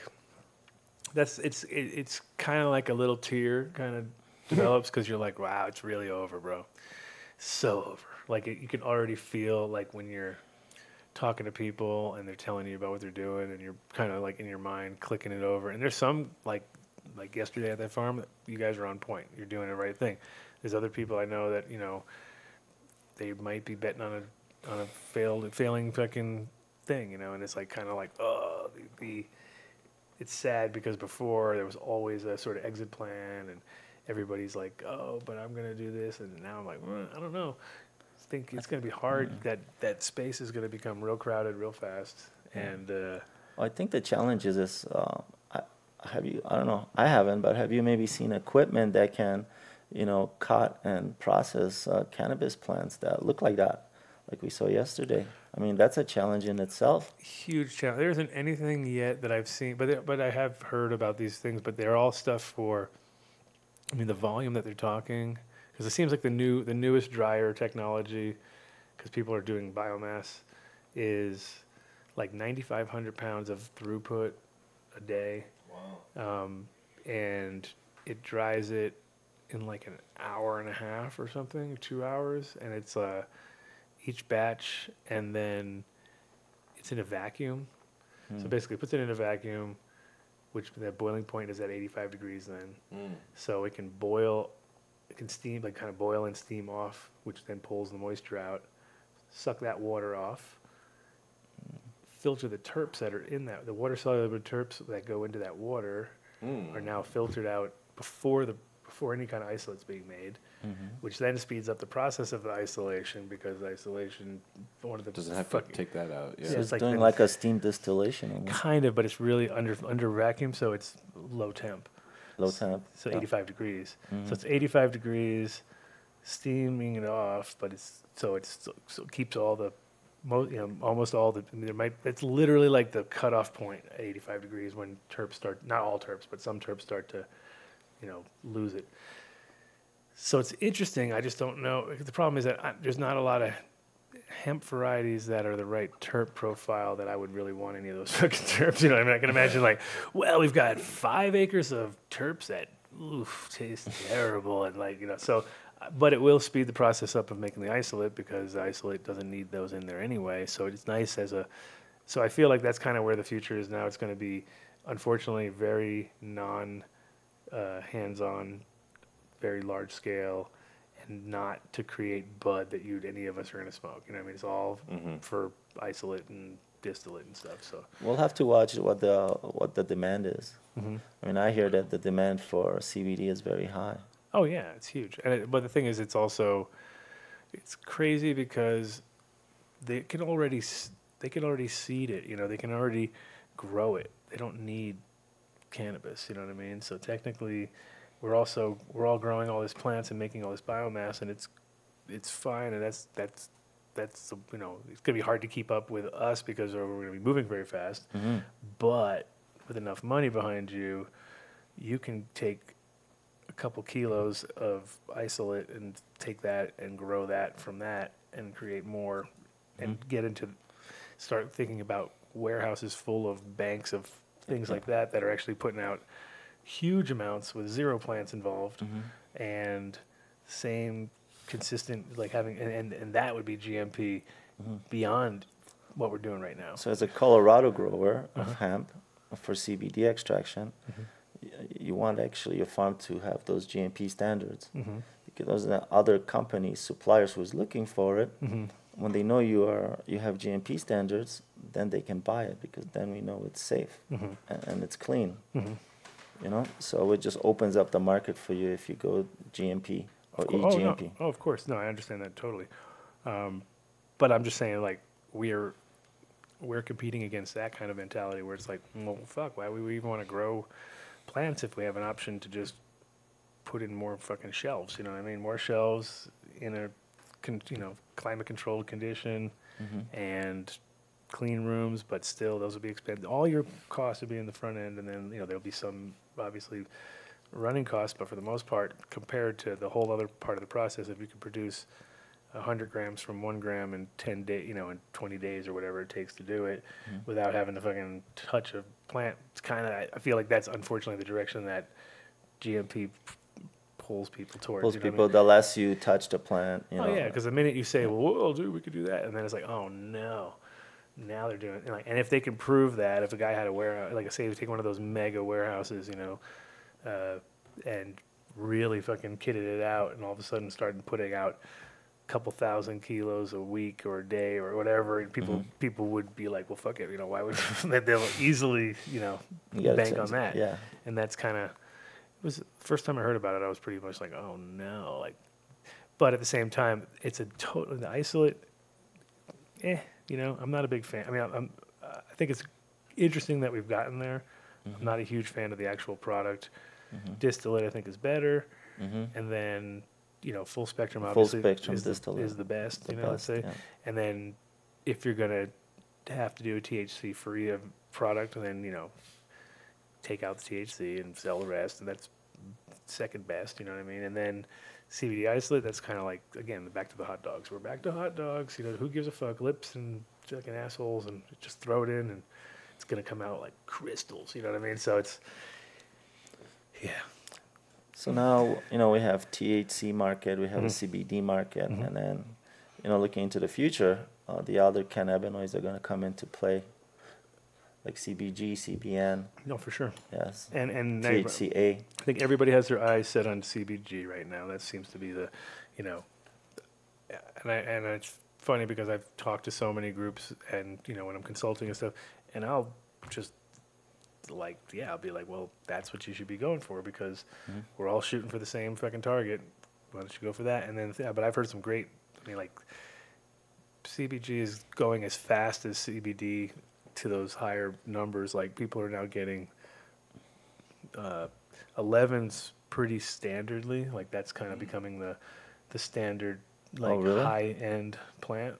Oh, wow. And there's guys that I talked to who are growing, 500 acres of it. Oh, wow. So you're like, okay. So CBG is non-psychoactive? Also. And what is it good for, actually? Bone growth is one of the things they find is really good for. It's got a lot of the similar, it's a neuroprotectant, isn't it? Yes, for sure. It's like a CTE kind of thing. It'd be really good for. Also, cancer. I heard Parkinson's is good for Parkinson's. Atrophy and stuff. Yeah. I think it's really one of those. It's definitely one of the most useful molecules that are in there, and and then CBN is what everyone's looking for now, which is weird because when I think of CBN, I just think of old weed. And it's like, can't you just let weed sit around and turn it into CBN? It seems kind of like illogical, but the shit is hella expensive. Like people, the funny thing too is that this is what get everybody going on the whole isolate game is back a couple years ago, it was $20,000 a kilo, right? So you're like, whoa, 20,000 a kilo. Anytime you hear those numbers, and people are, I want 100, you're like, it's, you know, the number is ridiculous. But, you know, the price now, it's already at 6, and if you're really buying enough, it's in the high 5s. But there's so much, you can already tell where it's going. It's like, okay, that came within 2 years. So it's already halved, and then now it's going to be, so it's halved in 2 years, but that means it's going to speed up even quicker and half in probably a year, which would be about 32.50, let's say, or 3. And then I think within 6 months after that, it'll half again. You know, that's my Wolf of Wheat Street, and it will be down to 12.50, and that's where we'll kind of sit, and then there'll be 12.50 for a kilo. Yeah. Oh wow. Because they'll think about the volume that's going on, and people have to pay for these machines that they've got, and they're putting in so much. And at the end of the day, they're always going to undercut, and it's like when you have people signing contracts for fucking futures that are huge, and the numbers make sense. They're like, okay, we're going to take a little bit of a bath, but let's do it now before it even goes, because it will go that. It's going to go in that direction, and it's going to keep going in that direction. It might take 5 years instead of 4 years or whatever, but it will happen because there's just too much going on. So I heard that down in Colombia, South America, to produce a kilo of isolate is around $1,000. Okay, so I mean, at this point in time, again, because of the cost of labor and because of the land and because of the thing, so for sure, and so that you know that they're going to sell it as high as they can right out of the gate, but they're going to feel fine selling it at $2,000. You know what I mean? And that's already putting us right near the zone where all it takes is now within those groups more competitiveness. Fucking, we'll do it for 800. You know what I mean? And then all of a sudden, whoa, shit, 800 now. You know, and can move it out of the country, which is even so. So it's going to be like sort of the same as like we would all be like 5 years ago. We'd all be, if I said $500 pounds, everyone would think you're crazy.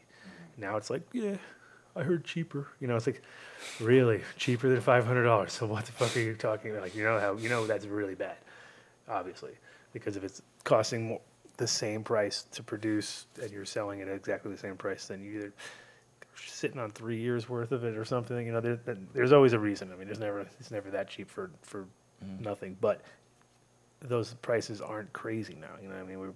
We could do, and anybody who's a big number guy is like, so if we did 100,000 times 12 times 6 times, we could do that. You know what I mean? Because the numbers come back, you're still making a shitload of money, and the comparison of the same amount of acreage and the same amount is just not even close. So, so we're in a zone where it's definitely going to be a bunch of greedy people trying to make as much money as possible in the next couple of years, combined with people who have put a lot of energy into this finally getting to where they need to go. So it's going to be a weird time. I think it's going to be this thing of like craziest prices you've ever heard.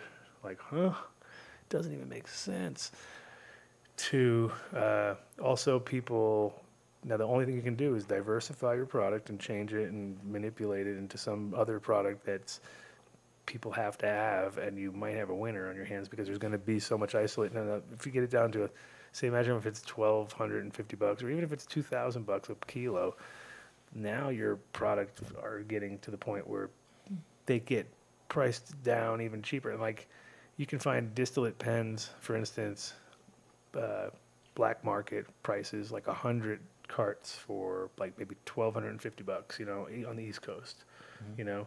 So that shows you there ain't much left, you know, not much meat on the bone if that's people in the East Coast selling carts for $12.50 each wholesale and 100 pack, and that guy being able to then flip those for, he's got people are selling for $55, so there's money there.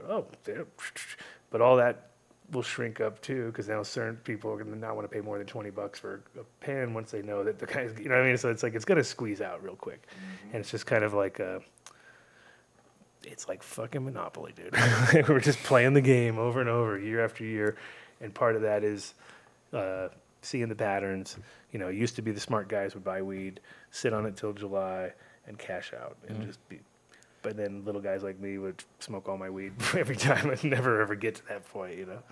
So, you know, we just barely scratched the surface with the hemp plant. I mean, we only talked about the cannabinoids and the terpenes, but look at all the other things you can make from this plant. It's amazing. God. Oh my God. And that's the thing that we haven't even, I mean, again, you can break it away into so many categories. And right now the problem is that we're growing for CBD mostly. So the fibers are kind of short and not very useful, but still a lot of biomass. And the biggest problem that you had with cannabis was you couldn't use any of it because it had to be destroyed and shredded and turned into cat litter or something else, you know, but now with hemp, it's kind of still possible, I believe. You know, I mean, there's more ability to centralize a spot and process it, and because there's a lot of products you can just, I mean, it's so simple to, you know, just 50,000 back in 1937. Imagine how many are now, you know.